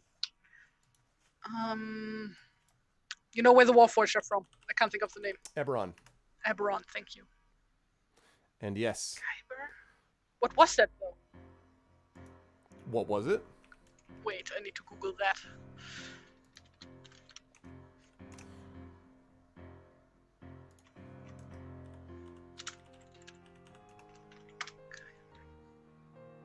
Oh, it's the name of the Underdark in Eberron. It's also, the Kyber was one of the dragons that created the world of Eberron also. So there was that also.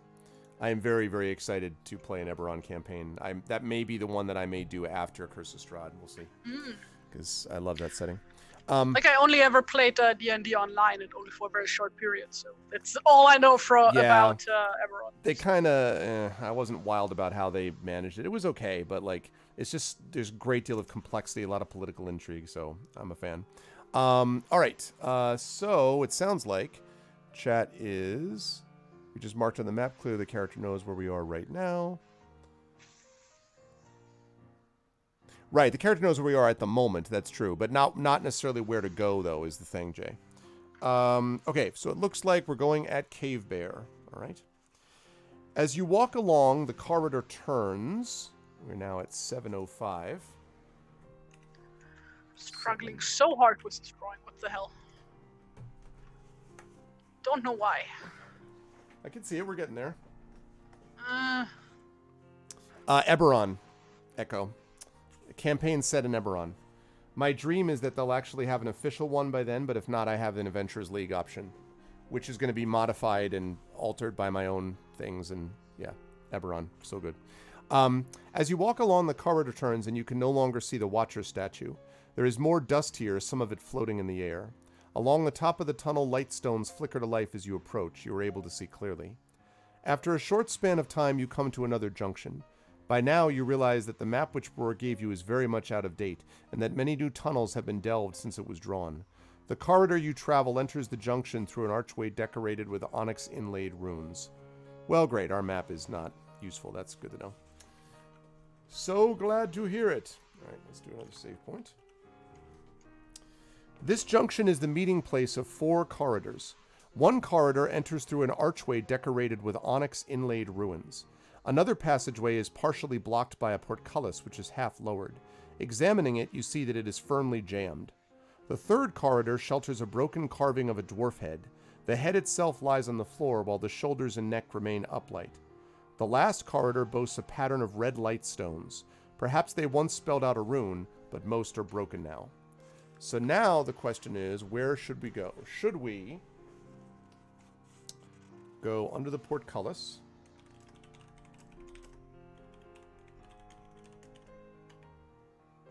Should we go past the red light stones? Oh no, it's redstone. Redstone, where you'll see a minecart automatically working. Will you go through Onyx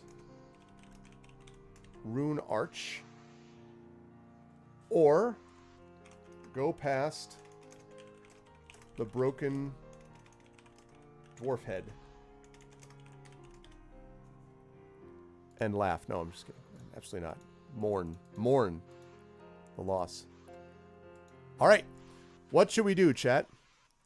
Should we go under the portcullis, go past the red light stones, go through the onyx rune arch, or go past the broken dwarf head? The following is a list of snow day closings. What will it be? What will it be now? Okay, so it looks like we're now over the OST for Grimrock. Oh yeah, the music stopped. All right, so let's Never see. noticed.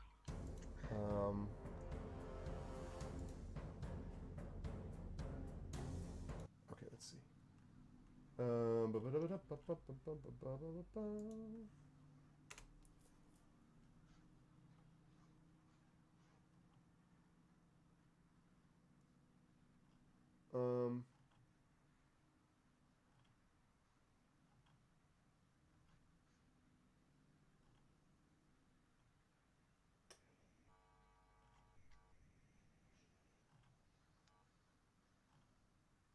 How about... Okay, then I know what we're going to do, I think.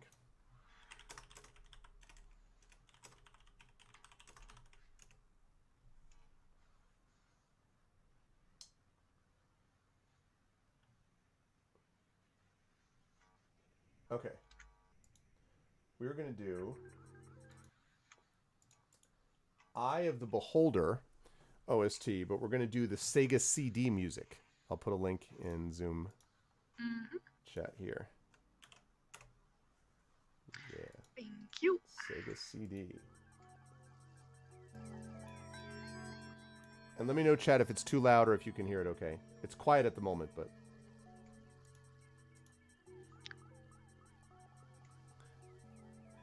Okay, Onyx Rune Arch just sounds like a death trap. We set our guard dwarf on an orc. He alerted everything that has ever existed in Moria. That's true.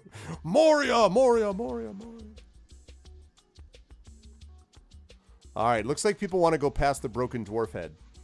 Not sure what to make the implications of that, but red is bad, portcullis is bad, dwarf heads, hang on, that might be good already.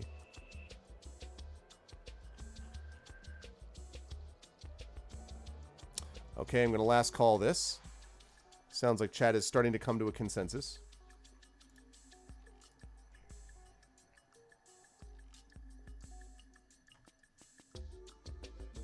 All right, can you folks hear the music okay, or is it too quiet?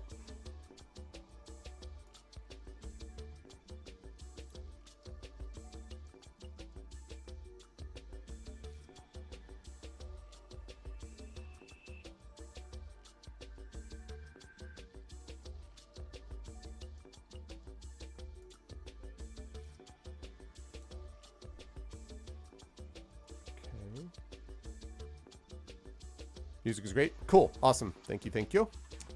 All right. And close poll. Okay. So we are going past the broken dwarf head. All right. All right. This corridor containing a stone dwarf head ends at a door. The door is crafted of a polished white wood inlaid with onyx stone, but the portal is charred as if once exposed to a great heat. Durin's Bane, you hear the dwarf whisper. Should we enter through the door or go back to the last junction? Interesting. Well, do we enter through the door or go back? This one I'm not going to put up a vote for. This one is just one that you can just tell me in chat because there's only two choices. Enter the door or return.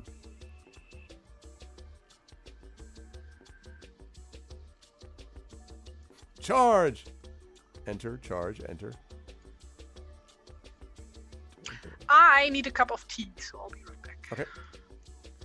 Enter, enter, enter. Enter, charge, Or enter. coffee, I'm not sure.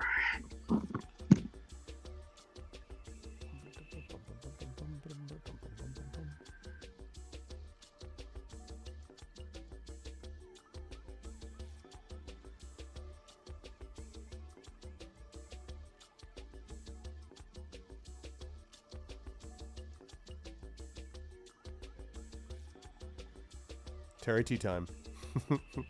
TTT. Okay, last call for this. Last call. Looks like everyone is saying enter. Last call if you want to enter or return. Last call.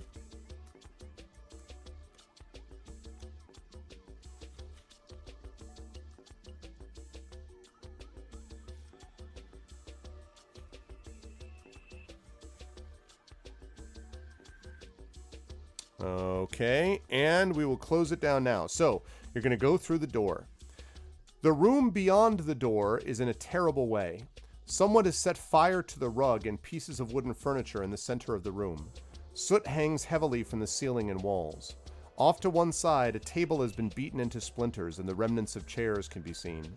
In the air, a faint odor of orcs lingers menacingly. There's nothing here for us, says Bane.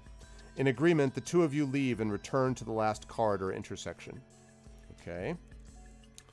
So, you return to the last corridor intersection. So, now we have already gone through the broken dwarf head. So, we will remove that as a choice. So, now we have got these three choices, which is go through the portcullis, go past the red lightstones, or go through the onyx rune arch. So I have now put that up. So please vote on this. So we did the dwarf head. So here are the three. Onyx, Rune Arch, Portcullis, or Red Light Stones.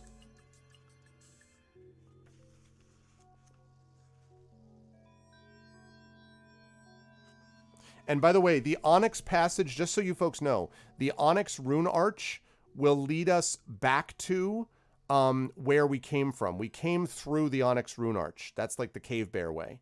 So we came from the Onyx Rune Arch. So do you want to go under the Portcullis?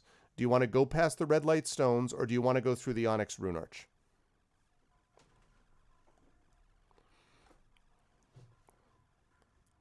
Do you don't think that odors can be malicious, Caro? Is that what you're saying?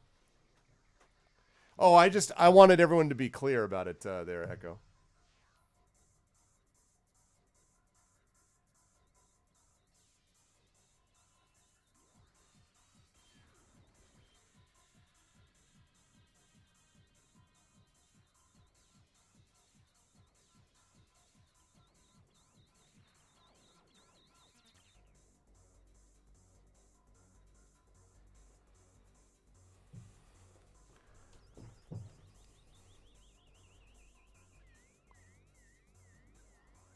The smell was malicious. Is clearing your nose. See, there you go. That's it.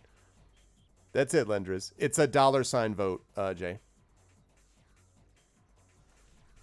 The heck is there music right now?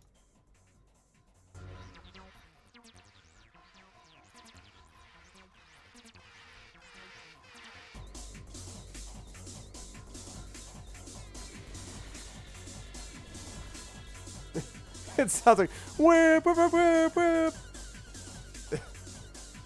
This sounds like Eye of the Beholder fight music to me.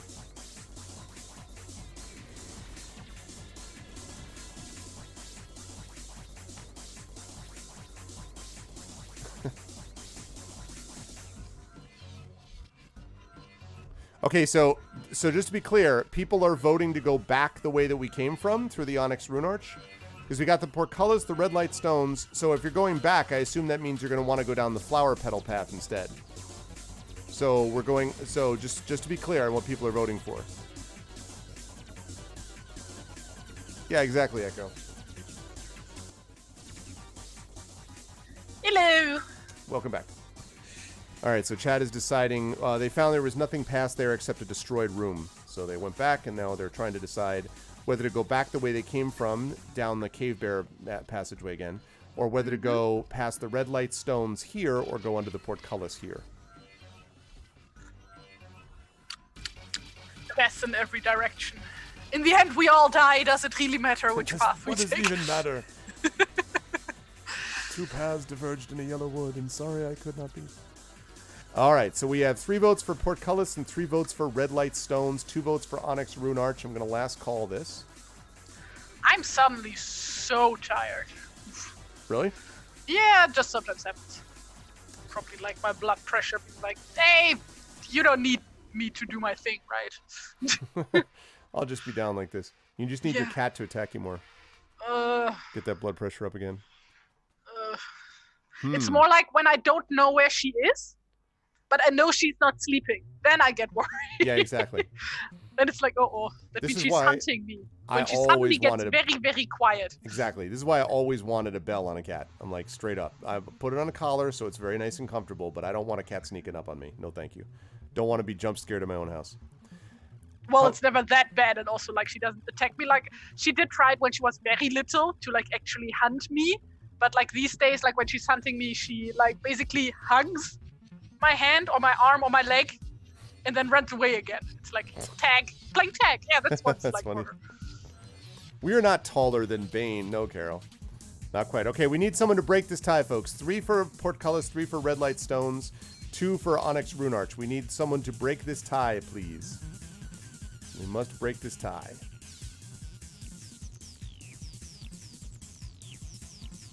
I'm loving how completely inappropriate this music is for Eye of the Beholder. Like, it's cracking me up.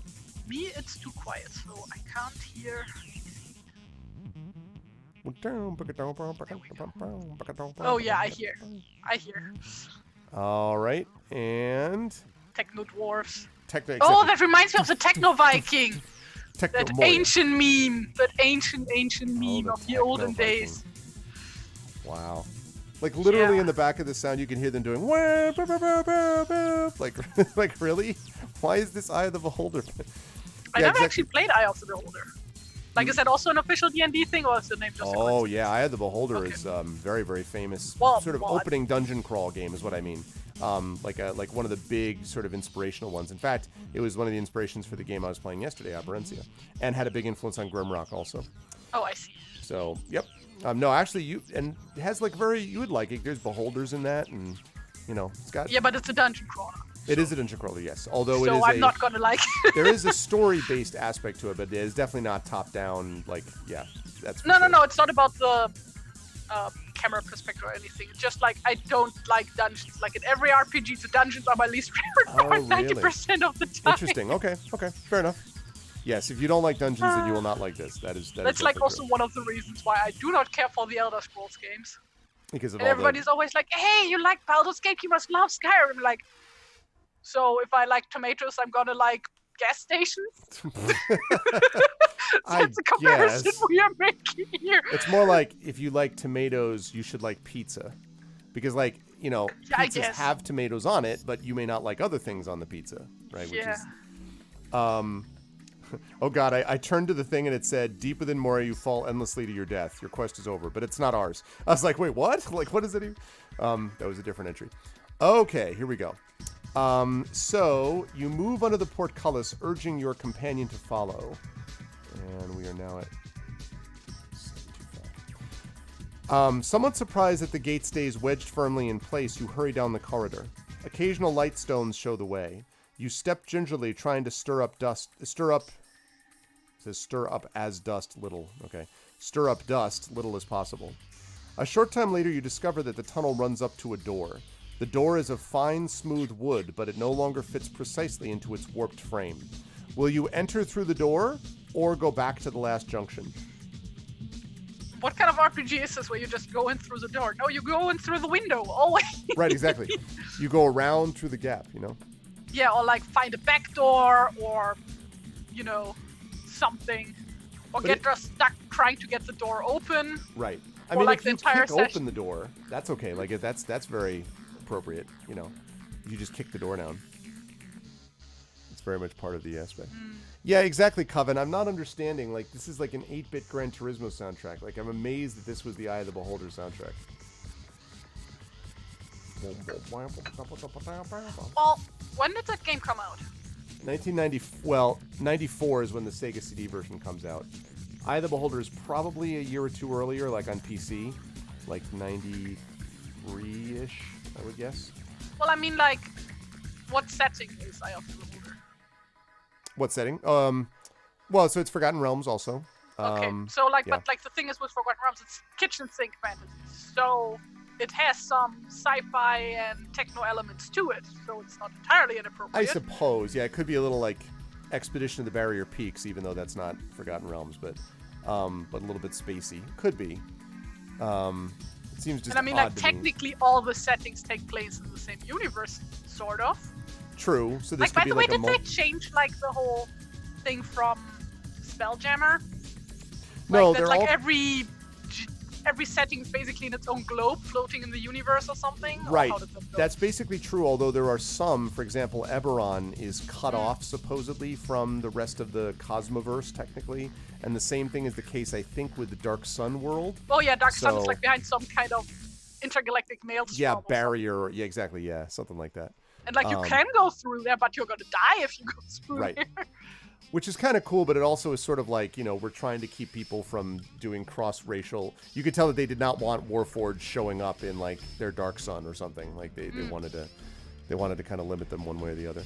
Or like apparently the whole thing, because there is like a Dragonlance crossover in Baldur's Gate 2, right? Like you can meet some characters from that. I have been told that that is complete bullshit. It can't be canon. Can't be done, yeah, because Kryn is separate from this. Yes, that's true too. So what was I saying? Yes. So what are people doing as far as we have one person entering?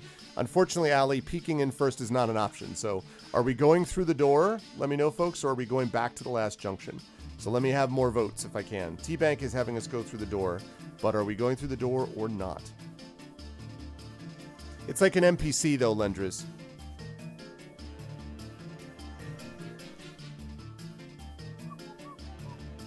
It's like an NPC. The character that you meet in Dragonlance is not a playable character. Oh no! You meet like a bunch of. This is like part of the Mages and Sorcerer Stronghold quest, Right. where you basically find this interdimensional, like not spaceship. That's the wrong word. It's just travel between dimensions, and in there you find like different creatures and people from Dragonlance and maybe other settings as well. Like I don't know where the barbarian halflings are from that you meet in there. Probably Eberron, because Okay. there are halfling sort of like desert wanderers that have dinosaur pets and stuff like that. So Well, there are not dinosaurs in there, but like there are evil halfling barbarian type. No, were the halflings or dwarves? I think they were halflings. if they're dwarves, they could be Duragar, you know. They could No, be- they're not Duergar. They're not. Okay, well then they're No, probably no. they're probably halflings from Eberron, I would guess. Okay, then that I guess. Yeah, I could see that. Okay, it looks like And we're going like with the door. from Dragonlance, you meet these the Knights of Salamia, or what they're called. Yep. Salamia? I think Salami? that's right. I think that's right, although it's been like decades since I've read the series, but I think that's right. Do you meet Lord Soth? No, just like some random Okay, characters that they made up that are part of that one faction. I gotcha. Okay. The And you can help them to get back, or you can tell them to go fuck themselves. I see. Or you can kill them. Without telling them to go F themselves, you could just kill them. And so Yeah. that's the implied. Well, I mean, that's a nice thing about this whole series. You can do the hell you want. It's true. The 9 hells you want. Eh? The 9. Eh? I see what you did there. I see what you did there. The 9 hell. Halflings are the knee breakers from the Bloodstone lands and Forgotten Realms. Yeah. Okay. So you stand in the room, an old dwelling of some sort. It appears deserted. Although the belongings lie scattered, you see little of the wanton destruction which characterizes orcish habitation. The room contains what is left of a fine rug, a few chairs, small table, and a hardwood chest. Bane seems most intrigued by the chest. Will you open the chest or leave? What's up, Ratara? Good to see you. Will you open the chest or leave? Folks, opening or leaving? So in this context, does charge mean charging into the chest? Like, is that what that means, T? Or if at some point we should just do like some sort of Baldur's Gate, what's it called? Like talk stream, just chatting stream. That Because I always have just chatting about so Baldur's many Gate. things to say, and it's like, Yeah, that'll be a good There's a time. new game on the horizon. That'll be a good time. We can probably... Well, that's the kind of thing we could probably do when you're into the campaign that you're doing a little bit and we're getting closer to BG3 release, then we could do that. In the meantime, though, I'm just going to do the Saturday Night Live What is Love head jerk to this music. What is love? Baby, don't hurt me. Don't hurt me no more. This music. This actually sounds more like Crusader No Remorse music, like, which I love. I love the theme. The soundtrack for Crusader, the Crusader games. But like, that is a strangely 80s driven post-apocalyptic or dystopian, I guess, future, RoboCop-y future. Not, Well, I mean, like now I'm wondering because like it was like obviously before my time. So, but like I know that like the Lord of the Rings movies kind of revolutionized the entire genre and all of its aspects as far as film is concerned. Right. And also video games and whatnot. So, what was the fantasy sound before that? Before what? Before For Lord of the Rings, like what did fantasy films sound like? it would sound the closest I think would probably be the music that you would have with something like one of two choices, either Willow or the music to something like Conan. And I actually think the Conan series might be more sort of fit, the kind of sword and sorcery, you know, bum, bum, bum, bum, bum, bum, bum, bum, bum, bum, you know, stuff like So that. like lots of trumpets and drums. Yes, exactly. And it was very similar music to that in the Beastmaster as well. Same kind of music. Although I will say there is, but this is a little different, but there is Highlander. But the music for that's different because it's done by Queen, and Yeah. Highlander is a little, so it's not like traditional fantasy, like, you know. It's too late forever. There's no time for us. Yeah. Oh man. It's so it is a really cool soundtrack, but it is kind of its time. Last year for my birthday, right? Like we did this one time, like this one shot D&D session. Yeah. And I played a Scottish bard named Leary MacLeod of Clan MacLeod. You gotta die, McLeod. That's awesome. That's super cool. Did you know that in the game I was playing, Detroit Become Human, which is the same people that did Heavy Rain and all that? Yeah, I know that One of the characters in it, the police sergeant or whatever he is the same dude who played the Corgan or whatever his name is in Highlander. And I was like, because that guy looks Interesting. familiar, and they're like, oh, that's this guy. I'm like, that's that guy? Like, my name's Candy. Of course you are. Like, Ramirez. I love that dude.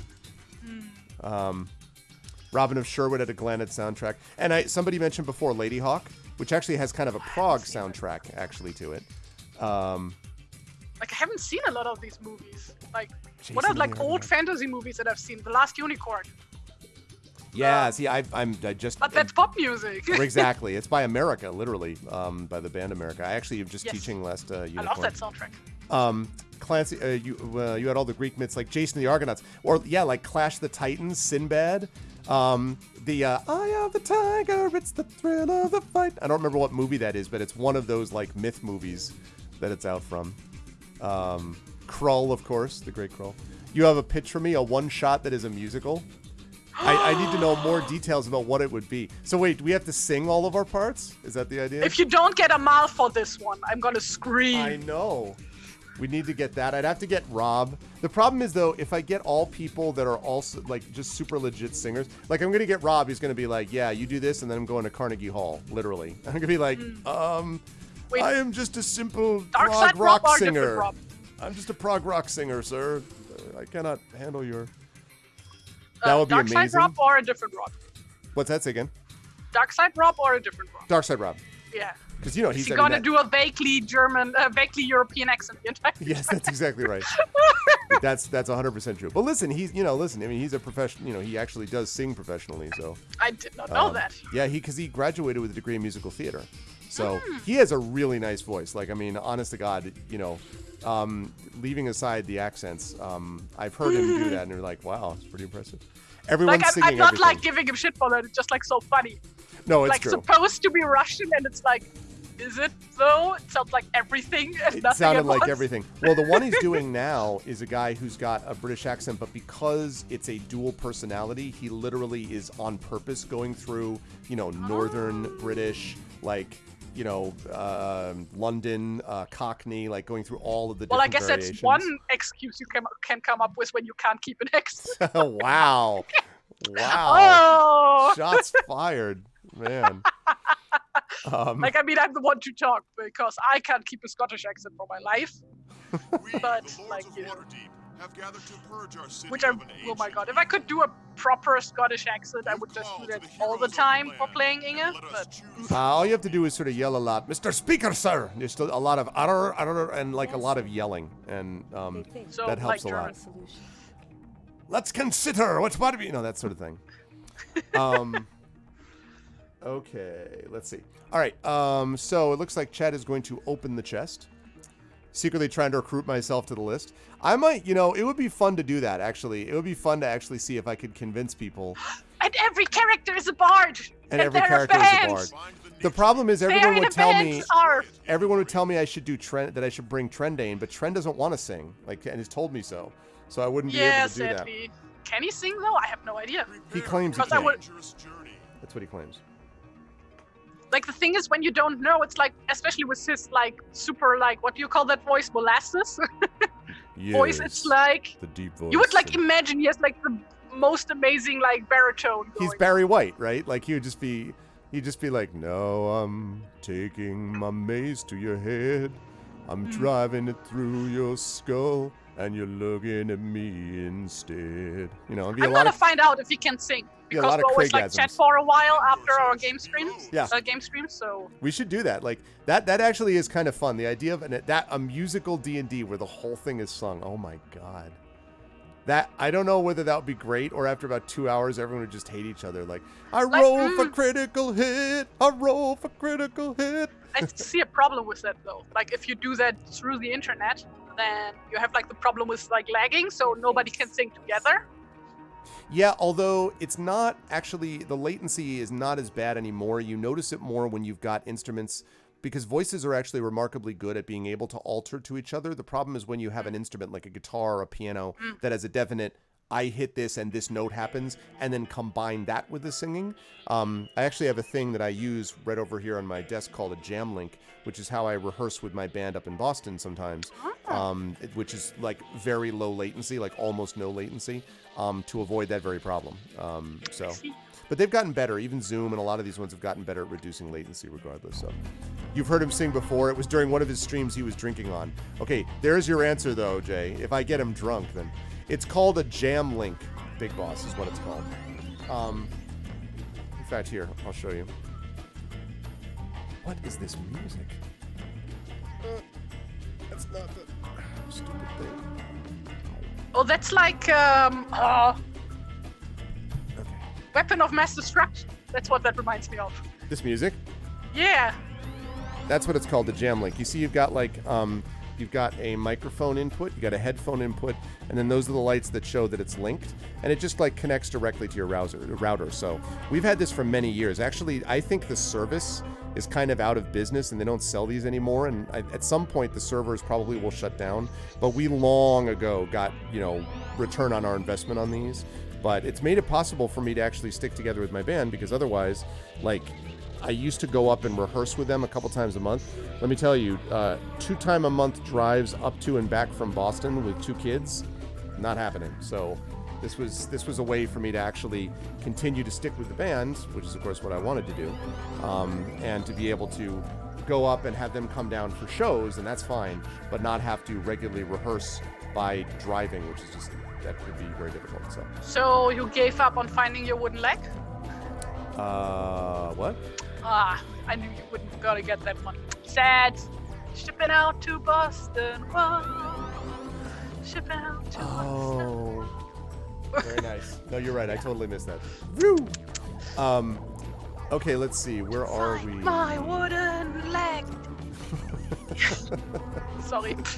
It's okay. I don't feel too bad that I didn't immediately remember that. That's not the most, there's a little bit of obscurity, just a bit. Is it? A touch, maybe. See, look at Redler's reaction. Exactly. See, that's the next step is lightweight VR headsets you can rehearse in a virtual space. You laugh, you kappa, but that may actually be happening sooner rather than later, TNS.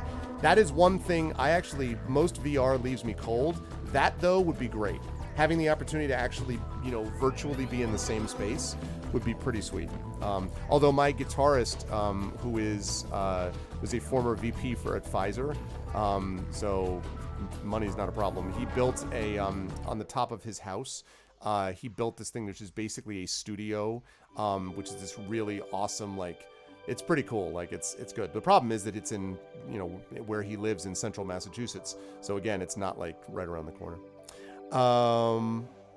Okay. Everything I know about Massachusetts, including how to pronounce this, I know from Dropkick Murphys. Which is kind of odd, isn't it? Yes. Do you know, actually, one of my colleagues in my department at school where I teach is the cousin of the drummer of the Dropkick Murphys. Oh, very nice. Yep. Small world. You're the only one. Yeah, I like Dropkick Murphys. Okay. The chest is locked and you have no key. You must try to pick the lock. So I'm going to ask Jay to pick a number and add your trickery bonus. We're going to try to pick this trickery lock. Bonus? Yeah, exactly, our non-existent trickery bonus. This might be fun. That does sea shanties and plays that pirate game. Their band name is The Longest Johns. I think I have actually heard of the sea shanties, but I haven't. The Longest Johns. I think I have heard of that group, but I have no idea what their name is. I picked the number 43. No, Jay, the dice rolling. What group? We are indeed. We are a halfling, or specifically a hobbit in this case. Wait, what group? It's a group that does sea shanties and plays a pirate game, and they have a band name called The Longest Johns. I actually used to know a pirate rap group.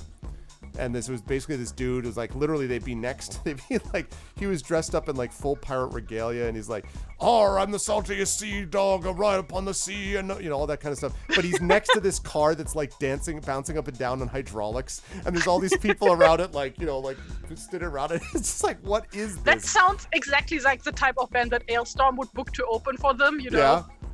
Oh my god. It's Ice-T, but with pirates, is basically what it is. All right, so an 8, it looks like, is just enough. Although it was difficult, for the lock was old and stiff, you successfully unlock the chest. Well, open it, says Bane. Pick a number and add your perception bonus. Okay, so we're going to pick a number. We have a perception bonus? We do. Actually, we have a perception bonus of 2. So it's pretty... Out of... I have no frame of reference here. Is that good? Yes, I would say so, because I think our highest bonus that you could get is 3. So 2 is pretty good. One of these dice is doing very well. The other one's trying to get us killed. Well, tell the dice to get into shape. Tell that one die that's trying to get you killed, yo. Which shape, so the 20 shape or the 12 shape? Yes, that's a good point. How about, I would use the Latin names if I could remember them. don't. I also wouldn't know how to pronounce them in English. All right, so we're going to do this because we finished with that one. So it is time now for one of the best soundtracks in video games, and that is the soundtrack for Chrono Cross. Which, Chrono Cross is not a better game than Chrono Trigger, but it definitely has a better soundtrack. We already had that discussion on another stream. Yes, we did, didn't we? Okay.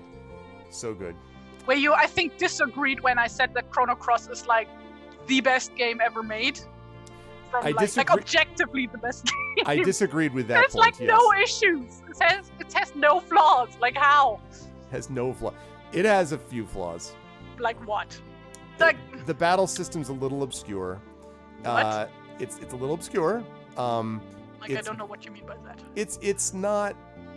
Some of the color system does not. Remember, you were talking about the idea. Oh, you mean cross, not trigger. Cross, yeah, not trigger. No, I was talking about Oh, you're talking about Chrono Trigger? Oh, yeah. I see. No, my only thing about Chrono Trigger is not that it's not really good. It's just that I think Final Fantasy Tactics is better, and that's nothing against Chrono Cross. It's just that Tactics is unbelievable. But Tactics is like my top 3 games. Well, no, that's okay. Listen, you can be wrong about things, and this is your thing to be wrong about. That's all right. Is that so? Tactics is freaking phenomenal. Did I get a die roll, please, Jay? It, so. Can we get a die roll, please? I'm gonna have to take your word for it because I never played Tactics. That's like for the DS, right? No, it was originally for. Oh no, that was Crystal Chronicles. That one was for the DS. Right. Originally, Tactics was on the PlayStation, and it also does have a version that came out for the PSP called War of the Lions, which is the same thing but just kind of a remake. And so yeah, it's phenomenal. 5 + 4 is 9. Dragon Spear says, "I'm cross with TariToons. She's been ignoring me for over a year." Wow. What? You've been ignoring Dragon Spear. What? Have I? Have you ignored Dragon Spear? How could you ignore Dragon Spear? Have I? I don't know. I guess so. Oh God, we are gonna talk after the stream, okay? Wow. So wow. She's apparently this is the deal. Okay, so we've opened it. Who ignores Dragon Spear for 13 months on Discord? He says. Have I? I'm gonna guess that she has not actually gotten then. Okay, you realize. Well, the problem is. Oh, sorry. Go on. That's okay. You realize that the chest has a trap, which was activated when the lock mechanism was disengaged. Now, several short needles protrude from the lock and opening latch. Poison needles, warns Bane. Do not touch them. You both decide it would be best to leave the chest alone at this point, for you cannot guess what other horrors await within. Okay, having said that, though, you do get experience. 5 points. Woohoo! Killed the cave bear. 5 points for a cave bear? It's pretty good. Experience points, 5. Okay. Let's see. Leaving the room. You soon arrive at the Carter Junction again. Okay. Now, once we're back at the Carter Junction, all right, chat. So now we're down to just 2. So we went under the portcullis, I believe it was, but yes. So we have just the red light stones, or we have the Onyx Rune Arch. Now, the Onyx Rune Arch would be going back all the way to the Cave Bear entrance. So we either do the Onyx Rune Arch to go back to the Cave Bear entrance, or we go past the red light stones. And you can just tell me this in chat. So Onyx Rune Arch to go back to the Cave Bear, intersection, or do we go past the red light stones?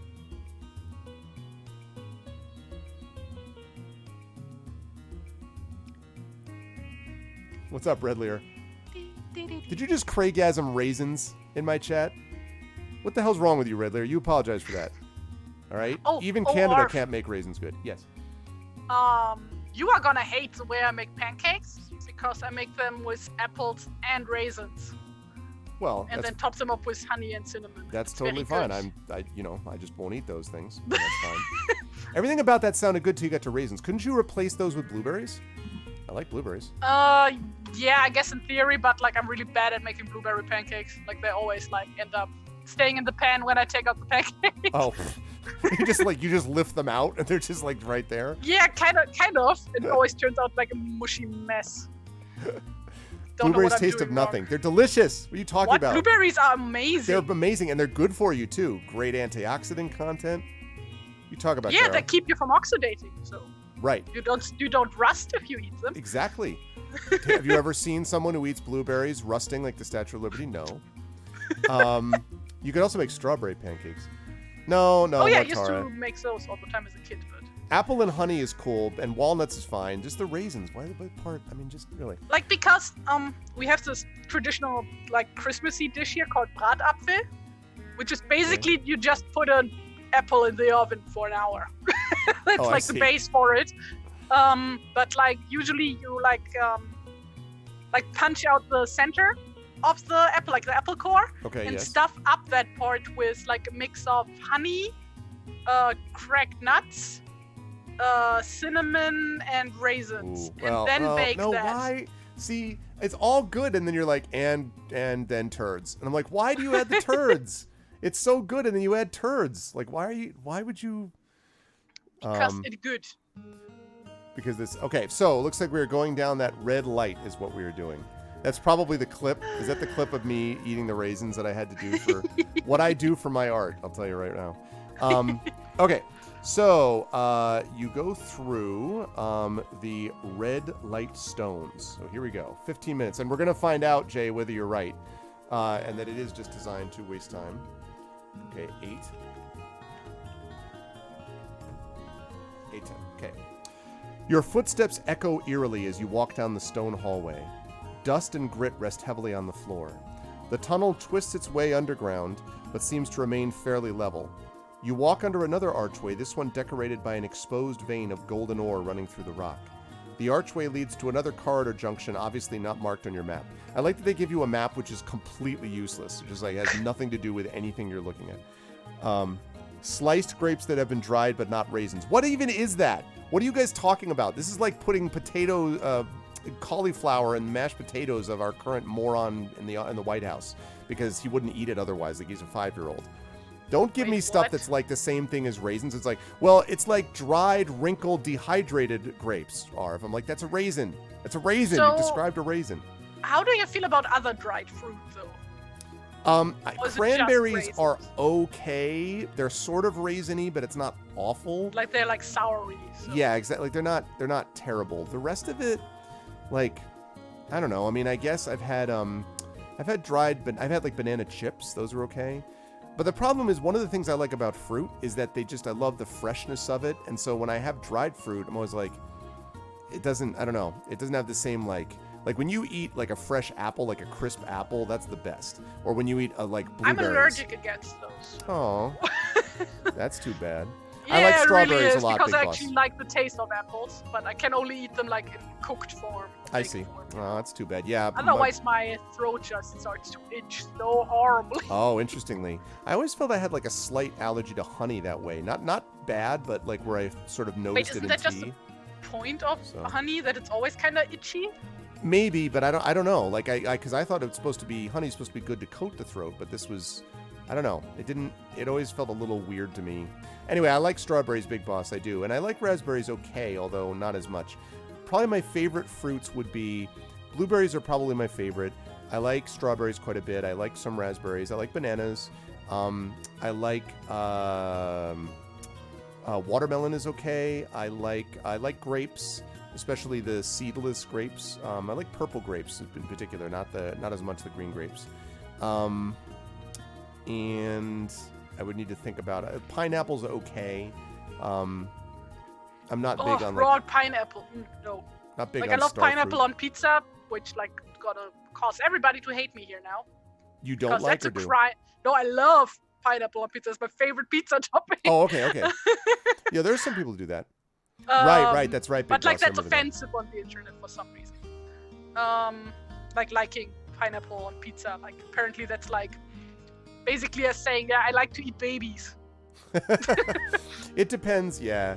Well, some people It it's like depends, she says. it depends on the topping. Like anchovies is bizarre. Like I don't understand the anchovy thing. Although I guess never had that. it's so. salty and there's salt in the cheese of the pizza, so maybe. But yeah, I don't know. Like I stand with pineapple. See, pineapple I kind of can see because it's like sweet mixed with the salt. So I get that a little bit. It's like one of the big New England desserts, for example, is apples and peanut butter or apples and cheese. No, peanut butter. And so you can combine those things together. So I don't mind the pineapple thing. I have some trouble with anchovies though. I'm not as much a fan of those. Chocolate Well, I like pizza. seafood in general. Oh, I was about to say, like, if people hate pineapple pizza, don't tell them about the Finns. They put literal licorice on their pizza. So, like, those Wow. people are sick. Yeah, Like, they are sick. they're sick in the head. Okay, so let's see. Oh my God, I was Licorice just on pizza. literally I forgot because we were talking about this. Okay, 210. Here we go. Got it. At this junction, 3 archways lead into 3 different corridors. The first and largest arch is decorated with a vein of golden ore. The second portalway is without decoration, but 2 cart tracks run parallel down one side of the corridor beyond the portal. The third displays a small rune composed of green crystal shards embedded in the stone. Okay. And let me just make sure I know which way is the way that we came from.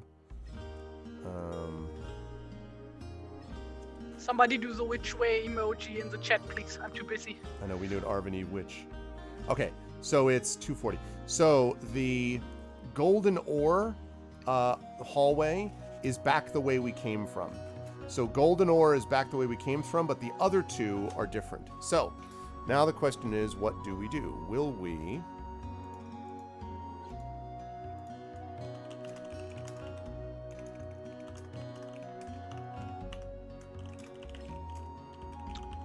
What I really like about the soundtrack is how much it picks up, like, themes and stuff from the previous game. Yes, yep. Like, I mean, picking up leitmotifs and themes in general is, like, such a good, awesome thing in general, but, like... Yep, I agree with you.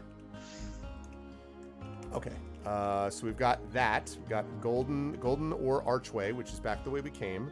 Go through the green rune archway. Or enter the cart track tunnel.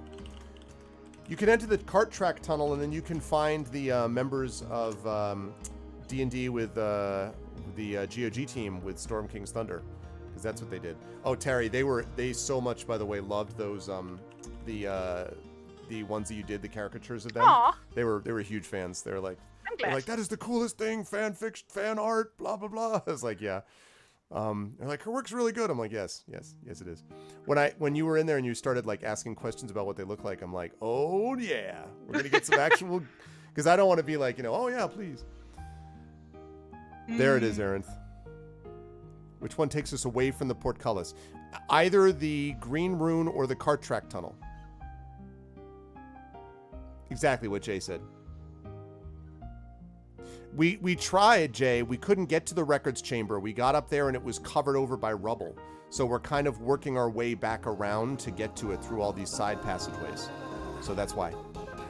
It really is, Rudno. It really is. Thank you very much for the follow, Vandelf, I believe it is. Welcome to the Arvanauts.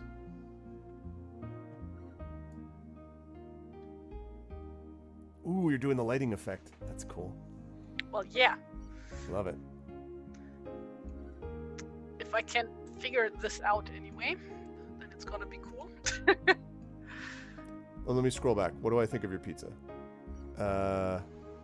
Meatball, bacon, banana pepper, mushroom, onion, and diced tomatoes. So I definitely, that would be a lot of fat for me. I don't know that I'd want all that at once. I would say I like the meatball. Bacon is good in small quantities, not too much. Banana pepper's good. Mushroom's solid. Although I once had a very bad experience with a mushroom pizza, which basically kept me from eating pizza for about 5-6 years. Because trust me, when you get food poisoning with a mushroom pizza, that ain't pleasant. I don't like onions very much, so I probably would skip that. But and then the diced tomatoes are fine. See, I'm not a big tomato person, although I do like the taste of tomato on a pizza. So I just don't like the texture of tomatoes. That's really the problem with that. Really? Yeah, I don't really like the tomato. I'm a texture person. It's one of the things I don't like about raisins. I don't like the taste, and the texture is garbage. So it's like eating turds. I used to eat raisins like gummy bears when I was a kid. When I did too. I would literally buy raisins with my allowance. Yep. And my grandparents were so happy because they're like, yes, the kid eats raisins instead of candy. We got her. Yep. My taste has changed, though. Raisin bran every morning. Big Boss. What Arundel said was cardiac surgeons would love that pizza. So Big Boss did I don't know if you see these, like the clickbait article titles you see that are like advertisements where it's like, cardiac surgeons love this pizza. Yeah, and yeah, why yeah, will I know that surprise you? meme. And there's like a stock picture of someone holding a pizza or whatever. Like, oh my God, that's really funny, Big Boss. Tomatoes suck, fact. Listen, Thomas Jefferson thought that they were poisonous. He's like, Nightshade family, you know, blah, blah, blah. Mayonnaise and tomato sandwiches. Oh, God. Ugh. I actually like some light mayo on a sandwich. My optimal sandwich would be, my two favorite sandwiches are turkey breast, Swiss cheese, coleslaw, and Russian dressing on rye, or bologna, provolone, lettuce with a little bit of mayo. What is It's cheese, kind of cheese. Oh. It's like an Italian cheese. Oh. So yeah. It's just a BLT minus the LT. Yeah, I don't like you. Just Okay. a bee. A bee sandwich. just a bacon sandwich. Well, that's really what they want, right? Like you like, oh, it's got all these things, lettuce, tomato, it's good for you, and bacon. Like that's what they really want is the bacon. If they were honest about it, you know. I don't care about the lettuce and tomato. I like sandwiches with like a billion toppings.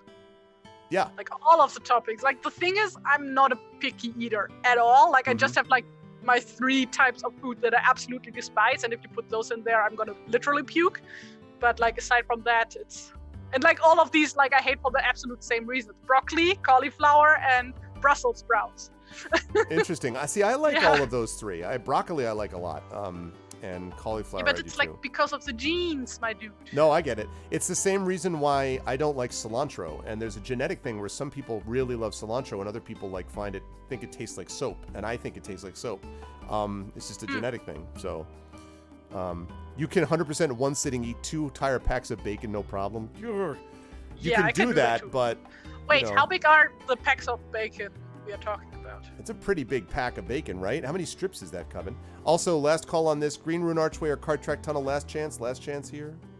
Because like over here, like a pack of bacon usually has like 10-ish strips in it. It's probably... And like, yeah, I can absolutely eat 2 or even 3 packs of that.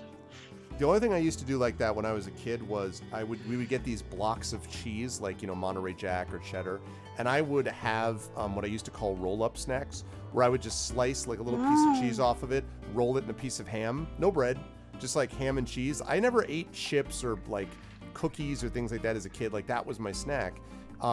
Now I can't do that because the fat content is too high and it would play havoc with my gallbladder. But so I have to limit my intake of cheese, which is, I'm here to tell you, is frustrating because I really, really like cheese a lot. So Yeah, me too. yes, I can't imagine why butter cheese nickname is otherwise. God, I love cheese. Although I have been enjoying right now, can't probably see it, but this is a mixture of, this is one of my favorite meals that my mother-in-law makes, spaghetti. There is turkey in here, ground turkey, mushrooms. We've got basil, tomato, pesto, I think a little bit in here. This is perfect. It is super Sounds good. It is one of my favorites. And the thing that's great about it is because it's not super high fat, it means that I can eat like an entire, you know, massive bowl and a half of it and not have to worry that I'm going to get a gallbladder attack later in a couple hours. So that and salmon, which is one of my favorite foods of all time. Salmon salmon, yes. Salmon is the best. Salmon with like pesto pasta and usually like this she makes this parsley salad is good stuff. My grandma lives at this really, really fancy home for the elderly, and like they do this like barbecue once a year for like the families of the people who live there. Okay. And oh my god, like last time they had like this, they had grilled salmon, which was like just salmon fillets wrapped in aluminium foil, but like together with like rosemary and lemon juice. Nice. And like something else which I forgot, and then like they put that on the grill, and it was so good. It was so juicy. So juicy. You know what a lot of that is, honestly? The secret that they found to cooking amazing salmon like that is parchment paper. If you wrap it in parchment paper, it holds in the juice of the salmon, so it comes out beautifully moist and like, yeah, salmon. And the thing is, that does have decently high fat content, but that's the good kind of fat that is actually really good for your brain, and it just doesn't get absorbed the same way. So, oh man, I love me some salmon. Okay, So we are We going only through the get green a little rune sidetracked archway. on these streams. Yes, that's fine. It happens. It's okay. The love story of Sam. And a little bit of sidetrack as a little snack. Just a bit. You know what would be my meal echo would be my favorite meal of all time would be salmon with broccoli. I know, I'm sorry. I could also do lima beans. With let's see, with grilled a little bit of the lemon on it. And then probably would be either rice or some pasta. Probably pasta because I really like pasta. And then for dessert, dulce de leche ice cream. Sign me up. That for me is the meal. All right.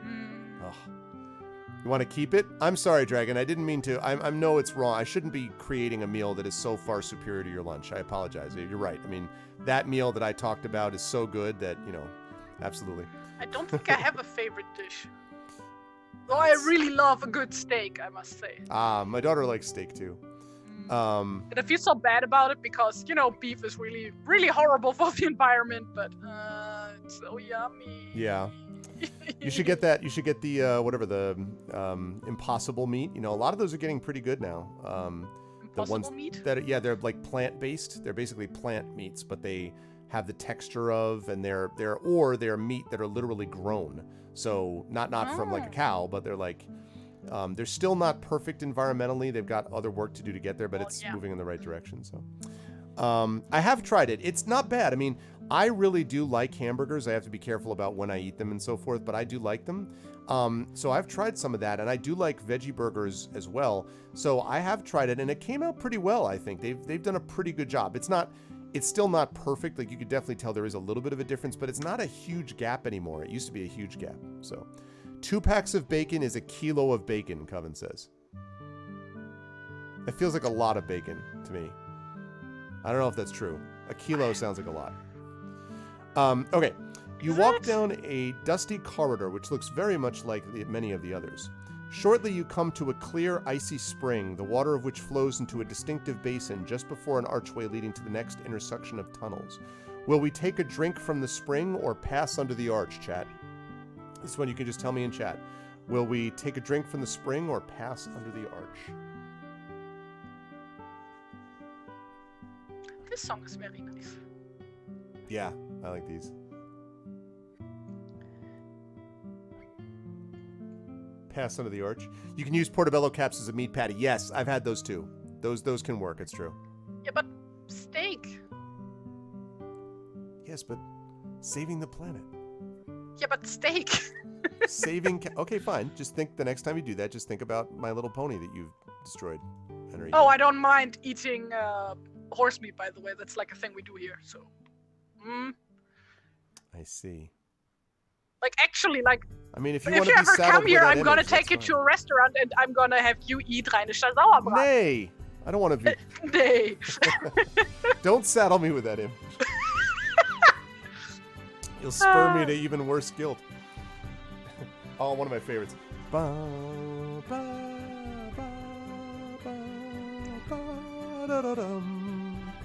Okay, pass under the arch. Pass. So we have one drink, but most of it is pass. Pass.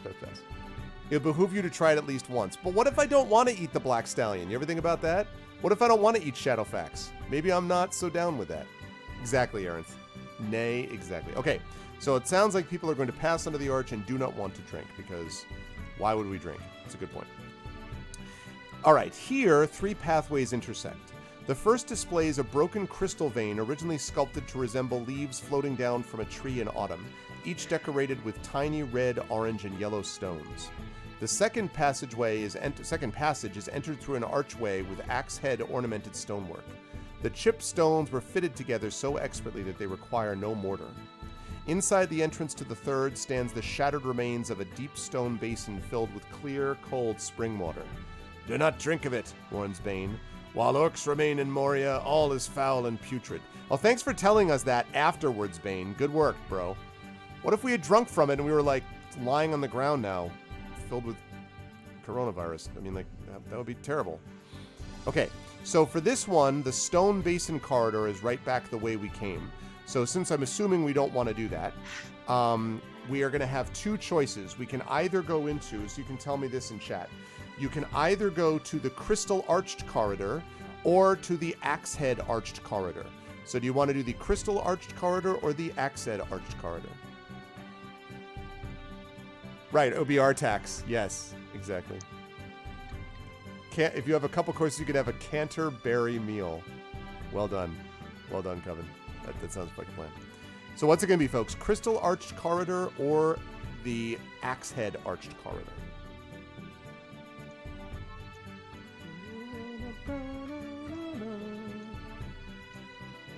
All right, so we have axe head, axe head, axe.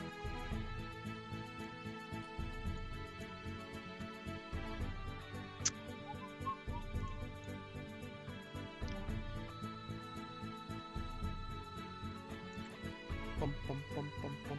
Specifically because of the mason work. Yeah, you may be right about that, Jay. Alrighty. So we got axe, axe, axe. You axing us? I axed you a question. Yeah, exactly. I feel your voice is a little edgy there, Arenth. You don't need to be so sharp with me.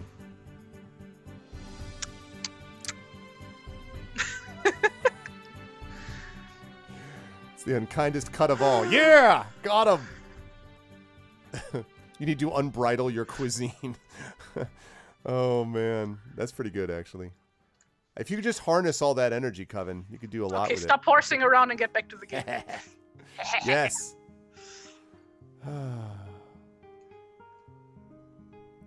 I'll have to rein in my worst impulses in this as well. Wow, our tax would be fermented in swamp water, not good eats. Too soon, Arinel, all right? Too soon. Okay, looks like we're taking the axe head arched corridor. Okay, long page. After walking further, you and Bane approach a series of arches bracing the corridor's walls. All right. Passing under archways decorated with typically well-constructed axe-head stonework which has withstood centuries of neglect, you enter a corridor illuminated by small, hidden light stones. After rounding a gentle curve, you come across another upturned and smashed watcher in stone. And that watcher in stone looks like this. Here's what that watcher in stone looks like. This one carved from onyx. The watcher once took the form of a great bird, its wings outstretched as if ready to take flight. You find small pieces of the bird's onyx feathers, but the eyes, probably once set with beryls, as Bane notes, are empty. You do not spend much time examining the watcher because you have reached yet another branching of corridors. This time, 3 tunnels extend before you. Gosh, going to the dwarves, all you get is a maze. From this intersection, the corridor to the southeast is partially blocked by a fallen portcullis, but the metal gate is bent and there is room to squeeze through. The corridor to the northeast has 4 steps leading up into the darkness. The steps are carved with runes which appear to be simply decorative. The east passage was at some time blocked by a huge boulder dropped from a trap above, but a space has been cleared away around it. The passage is crudely carved, surely the work of orcs, as Bane derisively notes. So we can go east, southeast, or northeast. So again, it looks to me like, let me see which one is the way we came from.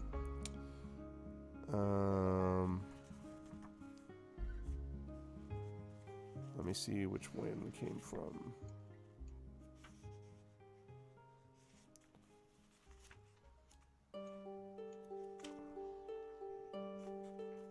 Actually, I guess we don't have an option. I guess these options are all legitimate. It looks like for some reason they don't have any of those. So, what should we do? With a drunken sailor, what should we do with a drunken sailor? What should we do with a drunken sailor? It's an unwatcher, exactly, too. Okay. Do we take Fun the fact, east? the first English language song we learned. Really? The Drunken Sailor? Yeah. Interesting. That's a good question, Arinth. I don't know now. I would say probably, well, I was about to say northeast. I don't know. Maybe northeast? At this point, we're just kind of wandering a bit because the map is just completely useless. So east, or do we take the southeast? Or do we take the northeast? And again, the eastern passageway was blocked by a fallen portcullis, but the gate's bent and there's room to squeeze through. The corridor to the northeast has 4 steps leading up into the darkness. The steps are carved with runes. And the east passage was once blocked by a boulder, but a space has been cleared away around it. The passage is crudely carved, which means it's probably the work of orcs. So, do you want to go to the east, southeast, or the northeast? Let me know.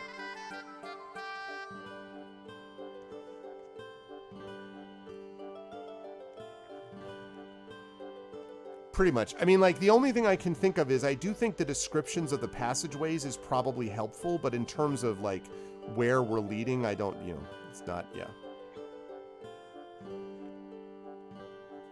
So this drawing is done. Yay! Look at that. So I know it was a pain for you, as you said, but that came out really nicely, actually. Look at that. Thank you. That's pretty sweet. Sometimes it's just, like, really difficult. Look at that light with the shadowing and the shading. This next one you do will be the last one, probably, Tara, because for us for today. So. Oh yeah, it's already 9. Okay, so something quick. Everyone is going east. All right, I'm going to last call this. Looks like we're doing all that stuff.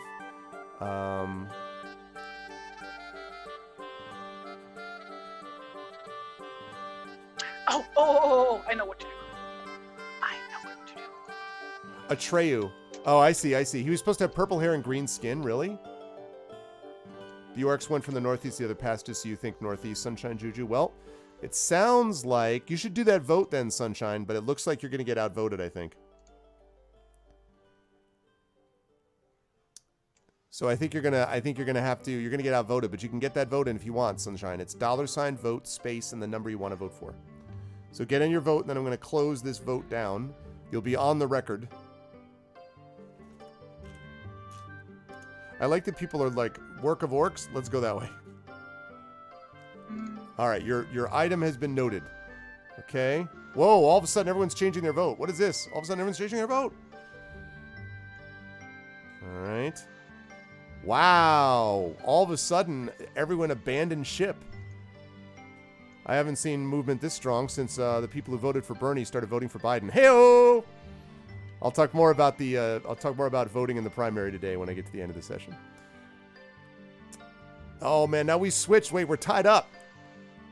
Come on, Echo. You're the one who said you wanted us to keep going with the game. Don't tie the vote for no reason. What are we doing here? Are we going east or are we going northeast? What do we got to do? What do we got to do? What do we got to do? Which way is it going to be? East or northeast? I need someone to change their vote or to add on to either east or northeast, please. Which way? We need a...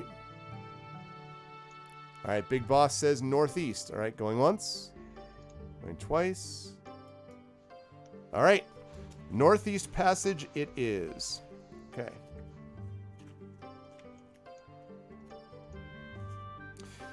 Okay, 10 minutes. So we are up to 8:55. You come to an arching stone bridge over a broad, dark chasm with no discernible bottom. You consider tossing a small rock in to see if you can hear it land, but that has started trouble in the past, and you are not interested in making the same mistake. You study your map, which shows a bridge, but you have no way of knowing if this is the same one. Why did the dwarves of Moria build their bridges without railings, you ask, not expecting a reply. Answer me this first, says Bane. Do you walk with your feet or your hands? What? You must admit the dwarf makes disturbing sense after his own fashion. No? That's not... that. What? You laugh at Bane and then kick him off the side. You go, this is Sparta, and then you run away. Okay. Before we cross, let us be certain that no dwarvish or orcish stone trap awaits, says Bane. Joining him, you carefully begin searching your end of the walkway. Pick a number and add your trickery bonus. Okay, so I will need you, please, Jay, please pick a number for me in the traditional way with the two-sided dice. The 2 dice, rather. And we're going to be looking for traps here. And our trickery bonus is a big old 0, so This is Moria. Cool.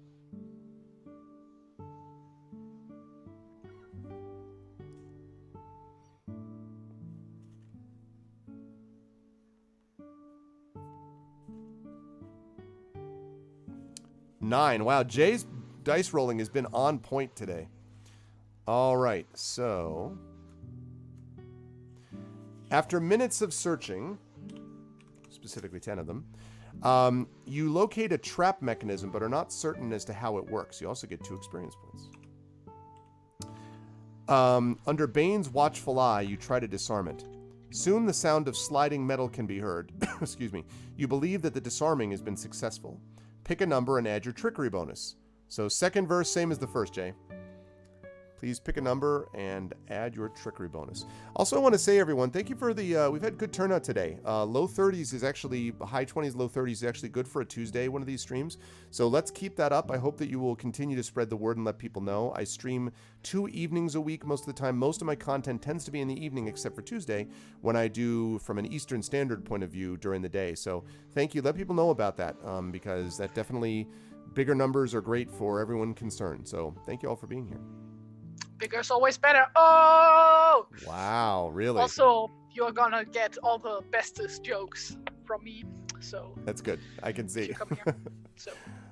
That's one of those type of deals. Okay, 7. Couldn't have done a take 10 on that, right? Or a take 20, whatever. Okay, 7 is just enough, Jay. Again, Jay has not missed one all day today. You carefully walk across the bridge, making sure not to look down into the depths of the chasm. And while you're walking from down below, you hear no, that's just fellowship. Relieved, that's right. You and Bane arrive safely on the other side and proceed into the next tunnel. As in so many other passages, you have no indication of where you are, or even if you now stand in an area shown on the map. You wish Bror, son of Bram, son of terrible mapmaker, had not given you, I just made that up, had not given you such an old and inaccurate rendering. Traveling in a northerly direction, which is kind of towards the records hall, I guess, you and Bane continue down the tunnel. And off the main passageway, a cave opens to your left. It looks forbiddingly dark. No light stones illuminate the interior, though you guess it is fairly large. What say you to this, dwarf, you ask? Again, it is not shown on this, your family's map. Bane replies, the map shows a corridor, and that is what we must follow. Agreed? All right, chat, do we enter the cave or continue down the corridor? Can you show the map on the stream real quickly, because I need a picture of it? Sure. Let's see. Let me... no. This one. Okay. Also, ever you were talking about, like, the northern passage or eastern passage or something? Right. I had, like, that song stuck in my head, Northwestern Passage. Oh, yeah. Like, is it the name? I think that's the name. So just remember about this map, by the way, that, for this one... Oh, RIP! Didn't work. West is up, for some reason. Oh, that doesn't matter. Okay. Okay, let's try again. You got it or no? I think I got it. Yeah, I got it, thanks. Okay. All right. Good. Okay. So it looks like people are saying corridor. This has been one of the cave, and then corridor. Let's go with the one thing on the bloody map that's still valid. Yeah, I do have to say though, Chad has been like super focused today. Like Chad is like, look, we know what we're doing. We're not going to get lost. I think it's because you all remember Moria, hearing details of Moria, and you're like, man, I'm not taking any chances. Okay, so corridor looks like is what we're going with, and so let us do that. And we will be closing up shop here in about 10 minutes, I would say. Oh god, I need to hurry. Yeah, sorry. Here the passage slopes downward, taking you north. You check your map, but it does not indicate gradients. Well, for being all this stuff about what great miners they are, they make lousy maps. After traveling for some time, you come to an alcove set into the side of the tunnel. The disturbed stonework suggests an intricate pattern of diamond shapes. Within the alcove rests an overturned stone bench engraved with the scene of a forest full with leaves and blossoms. Beside the alcove lies a cracked basin shaped like cupped hands but empty of water. The spring which emptied into it is now just a dry crack in the wall. Finished with your examination, Bane urges you on. I'm sure that we're in the main corridor indicated by the map. Let us hurry. Agreeing, you take the lead and continue doggedly on your quest for Bror's Great Hall. Unexpectedly, a room now opens off the corridor. The portal's arch is carved to resemble two trees. The uppermost branches meet out of arm's reach overhead. By the way, we've entered into double digits here on the minutes. The portal's arch is carved to resemble two trees. Their uppermost branches meet out of arm's reach overhead. Tattered remnants of a leather curtain have fallen across the doorway. You cannot see inside. Will you enter the room or continue up the corridor? Yeah, you have the whole time thing. That's a good point. Do you enter the room or continue up the corridor, chat?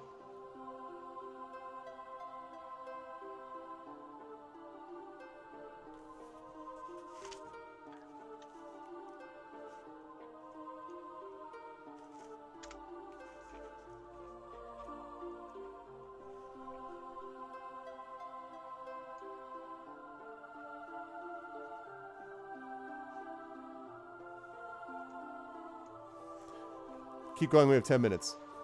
So we've got corridor, room,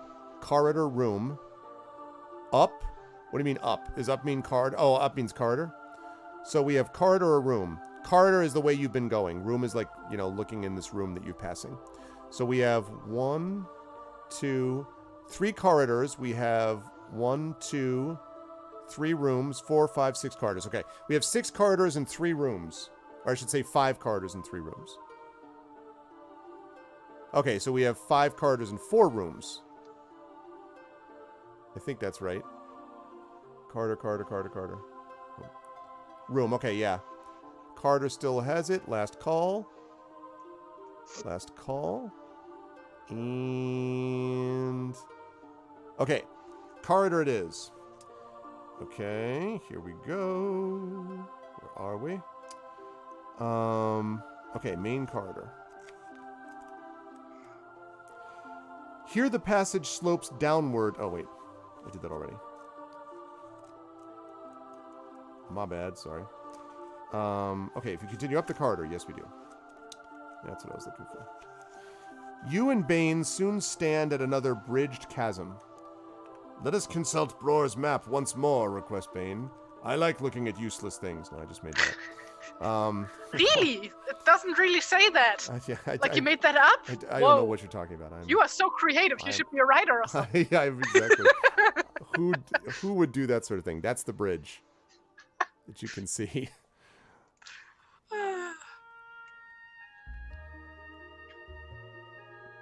So there's the bridge. Again, no railings, because why would dwarves ever want railings? Who uses railings these days? Okay. Ugh, that reminds me of the Star Wars parody from Family Guy, where they act like Blue Harvest, or like one of the sequels. Yes, I don't know. Yes. And they have that scene with the stormtroopers in the Death Star. They're like, all I want here is a railing, but no, the higher ups don't want. Yes, I remember that. Isn't that where Peter plays? He plays Han, right? Yeah. That's funny. Accessibility in this place sucks. That's right. Bridge over troubled waters. Exactly. Something like Tron with a ninja on it. Once you have it out, Bane remarks that this is probably the second crevice indicated and that the two of you are following the correct path. Nice. We're following the correct path somehow. Interestingly, it's quite evident that the bridge harbors a trap mechanism now rendered useless. Nearby, you see that a huge piece of jagged metal has been forced through an inconspicuous crack at the base of the bridge. At least we can cross the chasm, you say to the dwarf, who peers into the darkness on the other side. Having crossed the bridge, you come to an old guard station, a niche carved into the wall. Within, you find room enough for 2 dwarf guards, though it is empty, of course. Passing by, you walk down the quiet passage as random light stones illuminate your way. For about a quarter of a mile, the corridor gently slopes down to the northeast.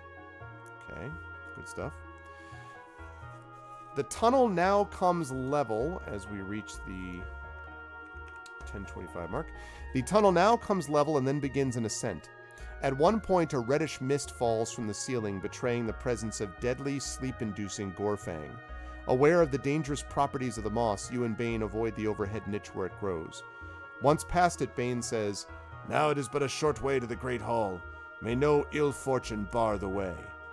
Okay. And he jinxed it. Exactly. And you immediately fall to your death. God damn it. Let's see. You travel for some time, but the corridor still stretches before you into the gloom. "This is a good place to stop for a few moments and rest," you say, loosening your knapsack. The dwarf responds, "A good place this is not. Make no sudden movement. Do you see this stonework here and the chisel lines on the wall behind you?" Once pointed out, you quickly affirm Bane's observations. "What of them?" you ask. "Clever dwarf work. This corridor has been trapped by my ancestors, and though normally inactive, I can tell that it has been reset recently. No orc would know the secret of it. Carefully now, follow me and I may see us both through. Pick a number and add your trickery bonus." Welp. Safe, this is not. Safe, you are not fine.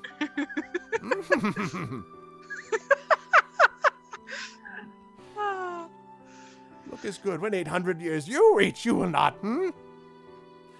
Dwarfs are dense, low to the ground, have relatively long arms. What's up, Ghost of Christmas Future? 7, huh? 7 is, again, just enough. My God, Jay, you have just been, like, on point today. MVDR, Most Valuable Dice Roller. Okay. So, you successfully traverse the trapped area and continue down the corridor without further difficulty. Dang. And we get 2 more experience points. We are up to now, 4 more. We're up to double digits in experience points. 11 experience points. Just Jay. No. Okay.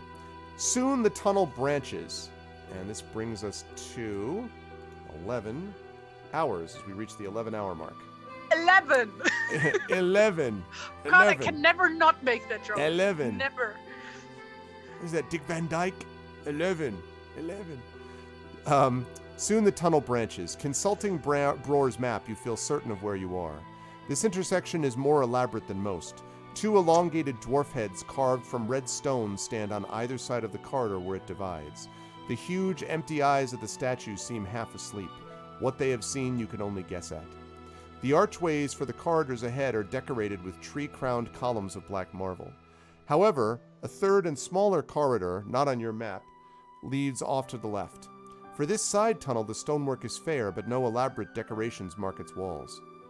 "Well," says Bane, "it seems to me quite clear that we should take the main passage to the left." "So it would seem," you answer. But as you make ready to go that way, you catch a glimpse of movement in the deadly blackness far down that path. "What is that?" you ask Bane, whispering. "Your eyes are better than mine in the dark." "Indeed they are, my friend. And if they have true sight, I would say they just saw a dwarf. No, 2 dwarves running ahead of us." "Dwarves," you exclaim. "My uncle's cousins have come before us," says your companion, cursing under his breath. "They could not be remnants of Balin's expedition all those years ago?" "I doubt that very much," says Bane.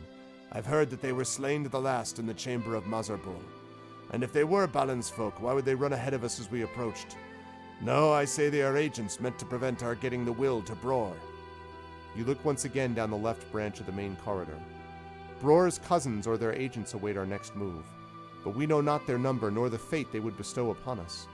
Could they find the will of old Bror by themselves? "No. Its location is a secret I alone carry. That's why they have not assailed us yet. They want us to find the will first. What should we do?" Bane sounds despondent. The nearness of hostile dwarves seems to unsettle him. "We should not stay here, that much is clear." With that said, you make your decision. So, what should we do? This will probably be the last choice that we make of the day, folks. Do we follow the dwarves down the left branch of the main corridor?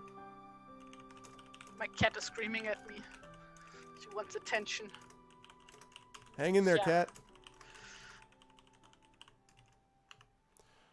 Should we take the right branch of the main corridor?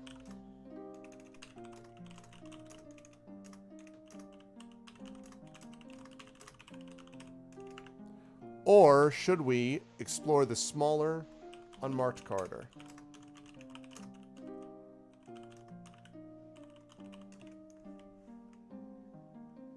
Go back and jump off the bridge. They'll never find it without him. You did this to yourself! Okay.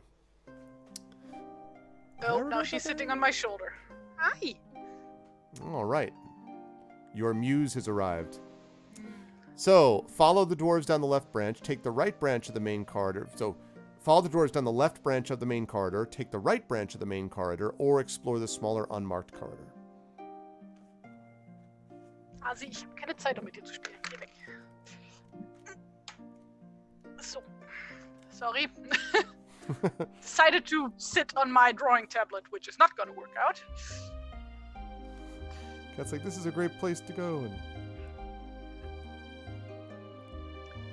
She has all these toys and all these things to climb on, but no. we need a cat cam, it says. Caro says, Lorelai, we need to get you your daughter and name her Rory. We move towards our doom. This time we can go off the Rory? path, but only because of the dwarves. Oh, cat, go away. Last call this.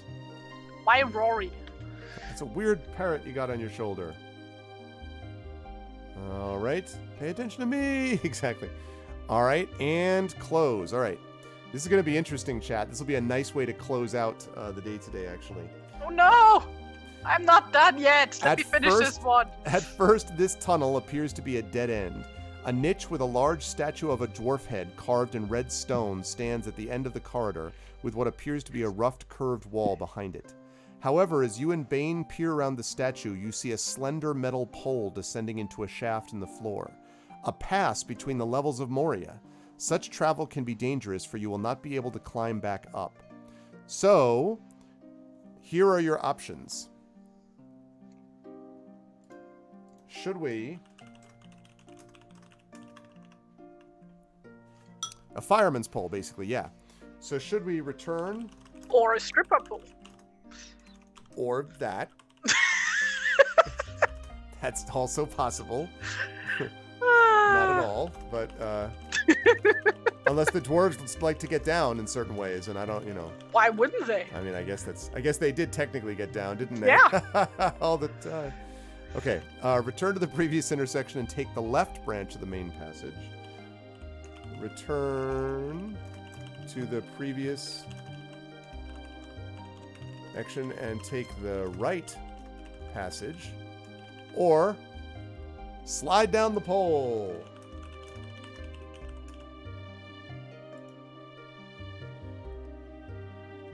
The other soundtrack would work with a pole. Yeah, you slide down, immediately becomes a Sega like.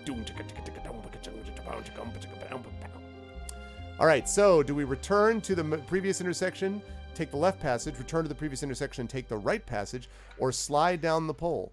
I mean, listen, this is the first time we've actually had a level change potentially, so there might be something to that too.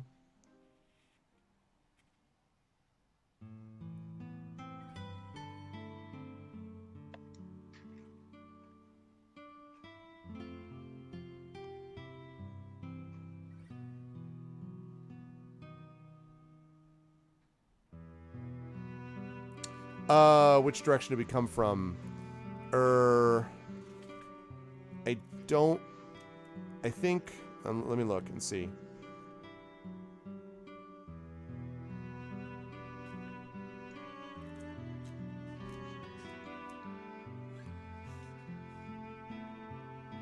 I don't actually think it shows us where we came from the last time.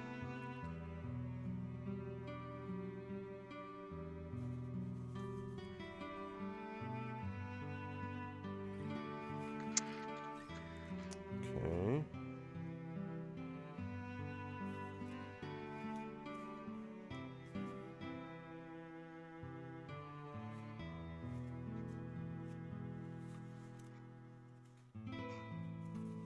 Okay.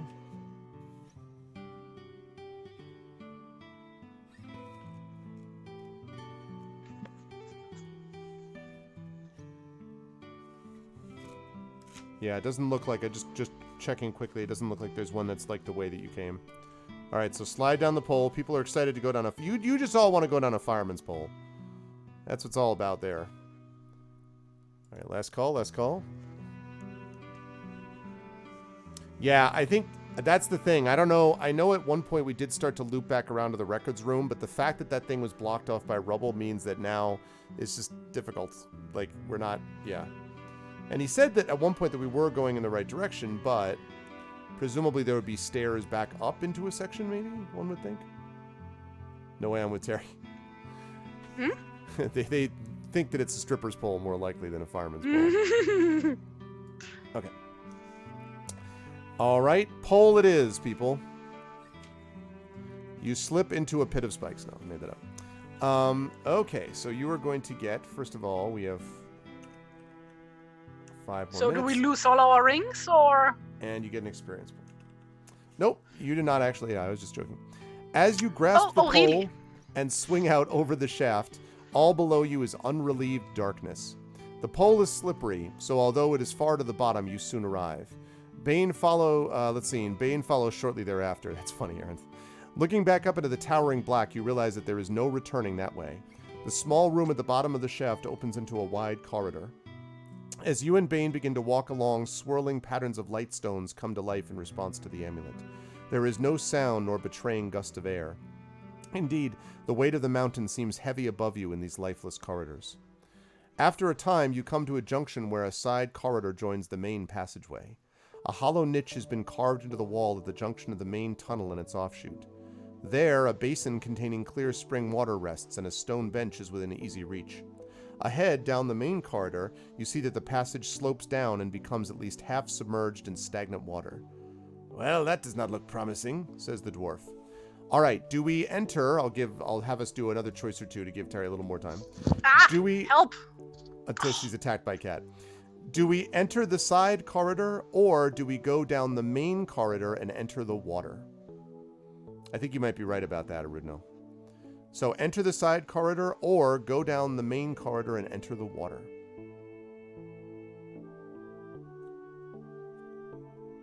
This one you can just do in chat. Side corridor, side corridor.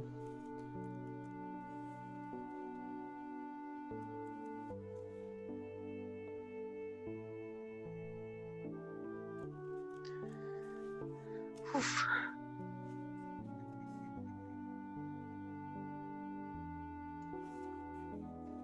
Okay, side, no swimming. Side, side, no swimming. Side, side, water. So let's see. So we're looking at side, side, side, side, side. Oh wait, so side, side, side. So we have 1, 2, 3, 4. So we have 4 sides and 1 water. Okay, 4 sides, 5 sides and 1 water. Okay, 5 sides and 1 water. 5 sides and 1 water. Going once. Going twice. And side it is. Okay. This corridor takes you to a dimly lit grotto. Just like saying the word grotto. From within, you feel a cool dampness and hear a distant, slow dripping, which echoes from what you would guess to be a still pool in the distance. Will you enter the cave, or go back to the last intersection and continue down the main passage into the water? So into the cave, or do you go back and then continue down the main passage into the water?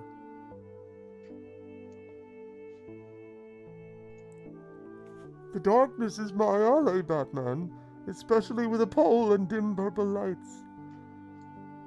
First, I will find the mines of Moria. Then you have my permission to die. Remember the cave. Cave, cave, cave, cave, cave. It's like cave, cave, cave, cave, cave, cave, cave, cave. All right. Cave. All right, going once. Going twice. We do have to wrap here in like 2 minutes because I am going to have to get ready. Yes, yes, yes. I'm almost done. That's okay. All right, cave it is. That was me doing Bane. A main entree to go with all these sides. I know, right? Okay, into the cave. The floor of this cavern slopes down toward a pool filled with quiet black water. And you hear, "My precious..." No. Your light, Bane. It is too dark in here for me. At your request, Bane holds up his crystal, which reveals the deep shadows lining the walls. Back there, Bane points off to the left, is an entrance to another tunnel, I think. Over to the right, there is a deep crack in the wall. It is a fissure which may lead to another cave, but I cannot be sure. As the two of you walk farther into the cavern, a dim but steady glow can now be seen coming from under the water's surface. Pick a number and add your perception bonus. All right, Jay, last die roll of the evening, or the day, rather. Pick a number and add your perception bonus.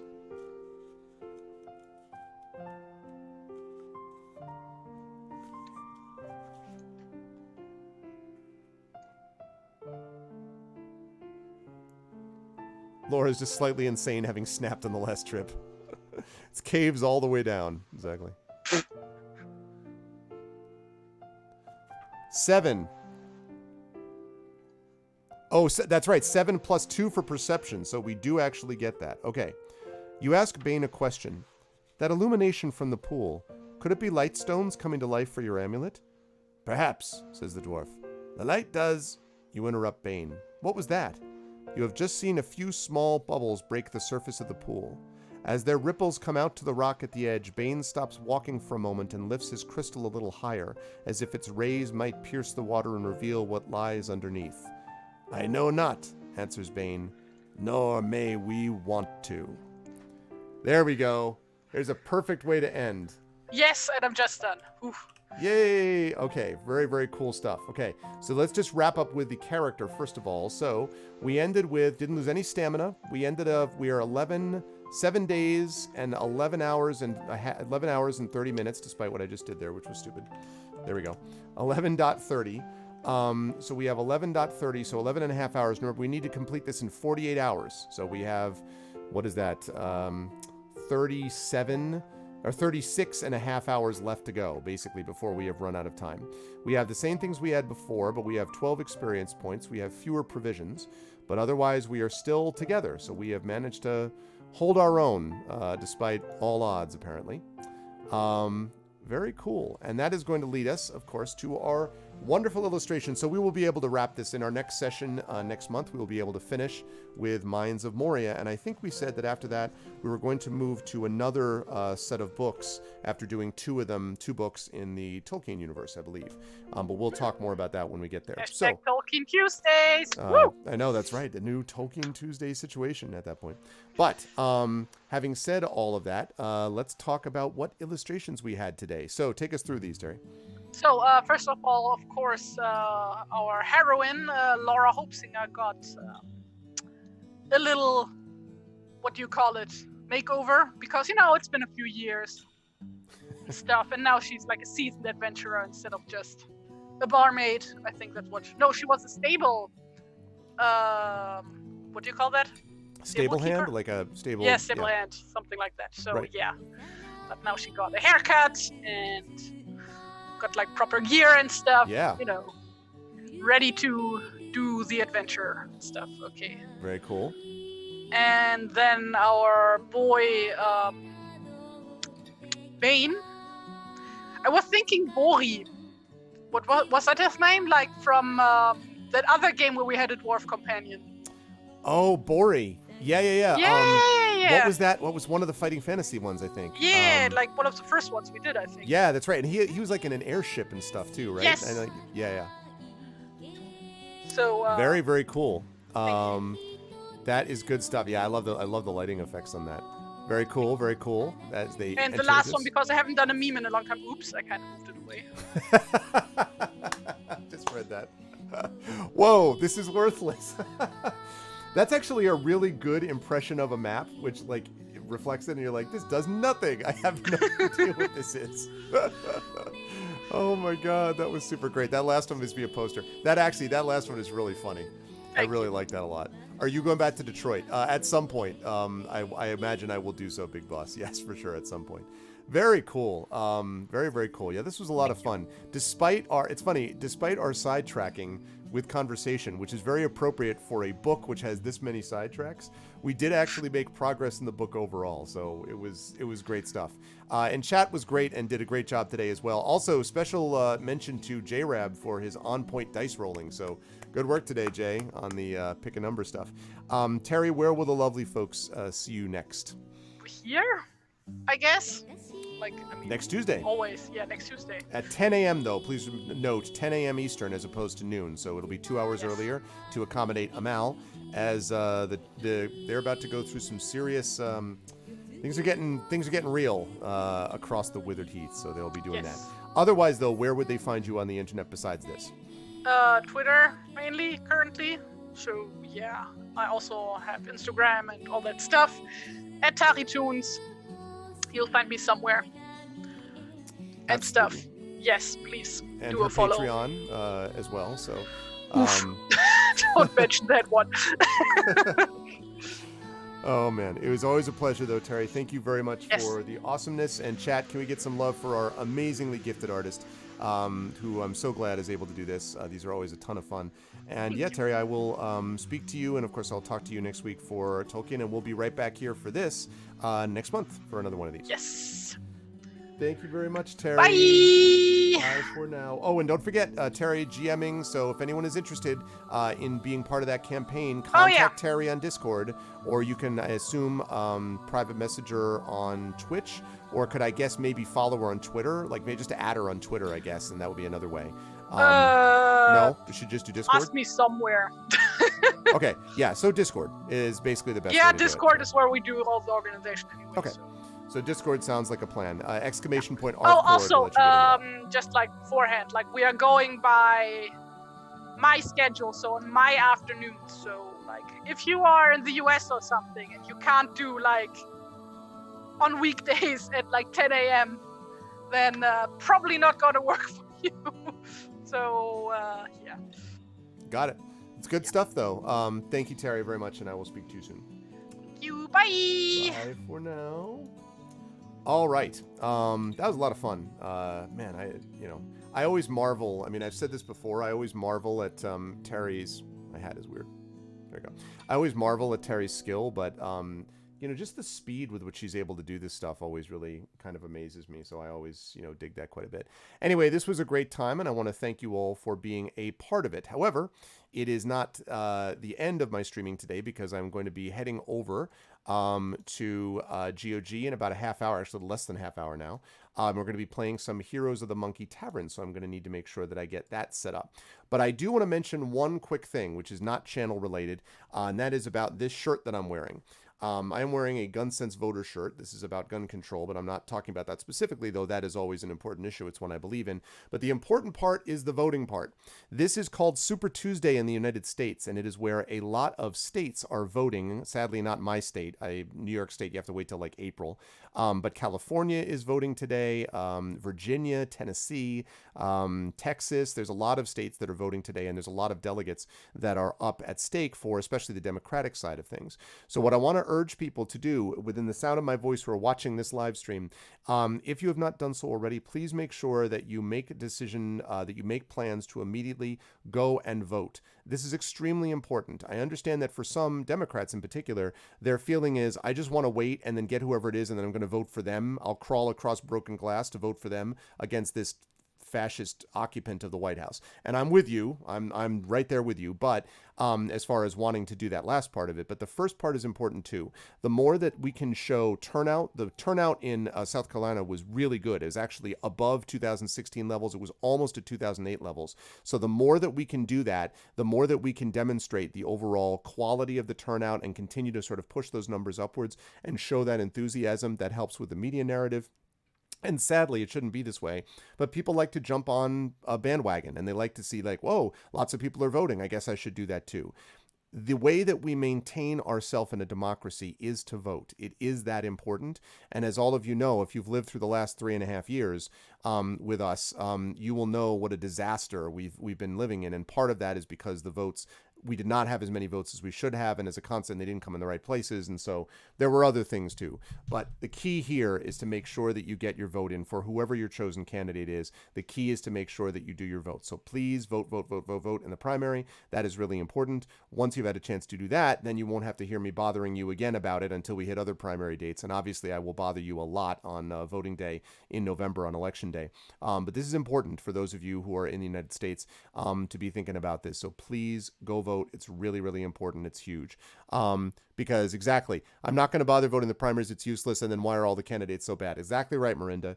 There's a guy that I've been watching a lot of called Anand Giridas, who is this very interesting thinker and spokesman, or he's just an intellectual who talks quite a bit. He's originally a journalist, actually, and he talks quite a bit about income inequality and specifically about billionaires and plutocrats and the way that they can kind of rig the system in a particular way. But the reason, one of the things that he says is that you get the government you're willing to fight for.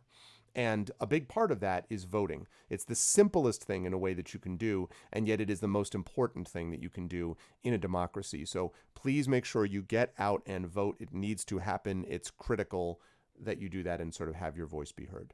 With that said, I am now going to rise up on out of here. No raid today because I'm hoping to see all of you over at GOG at in about 20 minutes at 4 p.m. I will be playing Heroes of the Monkey Tavern. Remember that tomorrow evening at 9 p.m. Eastern, we have got the return of Community D&D with Shadowed Mage as your DM, Echo Alpha, Rock God, Hoodie, and Kilobyte as your players playing Dragon of Icespire Peak. That'll be at 9 p.m. Eastern. And then I'll be back with you on Friday evening for a session of Operencia. That'll be happening at 9 p.m. Eastern. But otherwise, I'll see you folks later on this afternoon at GOG in just about 20 minutes. Please let people know. Thank you all so much for being here. Don't forget to follow the channel. Check out the YouTube with ArvTube, the Twitter with !Arv tweets. Don't forget as well about the Discord, !ArvCord. Website for all of that is arvaneleron.com. Please make sure to support us financially too. !Arv Shop is the merchandise area, which has Infinity and Beyond merchandise and also has some the Adventures of Middle Earth, which is illustrated by the amazing TariToons, who you just saw. So there's really cool swag you can get there. That supports the channel, as does the Patreon, !Arvtreon. A lot of good stuff you can get for you and for the channel. We're trying to push that north of 350 and onwards. So please consider jumping on board with that. And we have about 42 subs right now. So we would love to get that back up, heading towards 50 again, because again, a lot of cool stuff that we can get for the channel and inspirations for you. You can use these emotes here, there, and everywhere across the Twitches and the Twitters. So that's the deal with that. But I'm on my way out now. I'll see you folks tonight, 4 p.m. or this afternoon, 4 p.m. Eastern for Pen and Pixels and Heroes of the Monkey Tavern. Thank you so much to TariToons for her amazing illustrations today. Really, really super awesome work. Thank you to my wonderful mods, Arudinel, Dragonspear, J-Rab. Thank you to my subs, Arudinel, Dragonspear, J-Rab, Nonstop, Ali Freeborn, Brahms, Arenth, and Redlear. Thank you all so much. Thank you to my regular viewers, another TT viewer, Big Boss, Chuffled, Commander Root, ECAG, Gigafrost, Got No Game, Jagtris, Jeff Awesome Laser, I love it, Letter Guy, Lurks, Mubat, I guess, Marinda, Matara, Otakin, Pikadi Fan, Questionable Results, Rhiannon, Sunshine Juju, T-Bank, TNS Mephiston, U Christensen, V&K, and Virgo Praz. Thanks for the turn on, everybody, and thanks for being wonderful people, best viewers on Twitch, as I've said, and I'll see you folks over on GOG in just a little bit. Until next time, everyone be good to each other.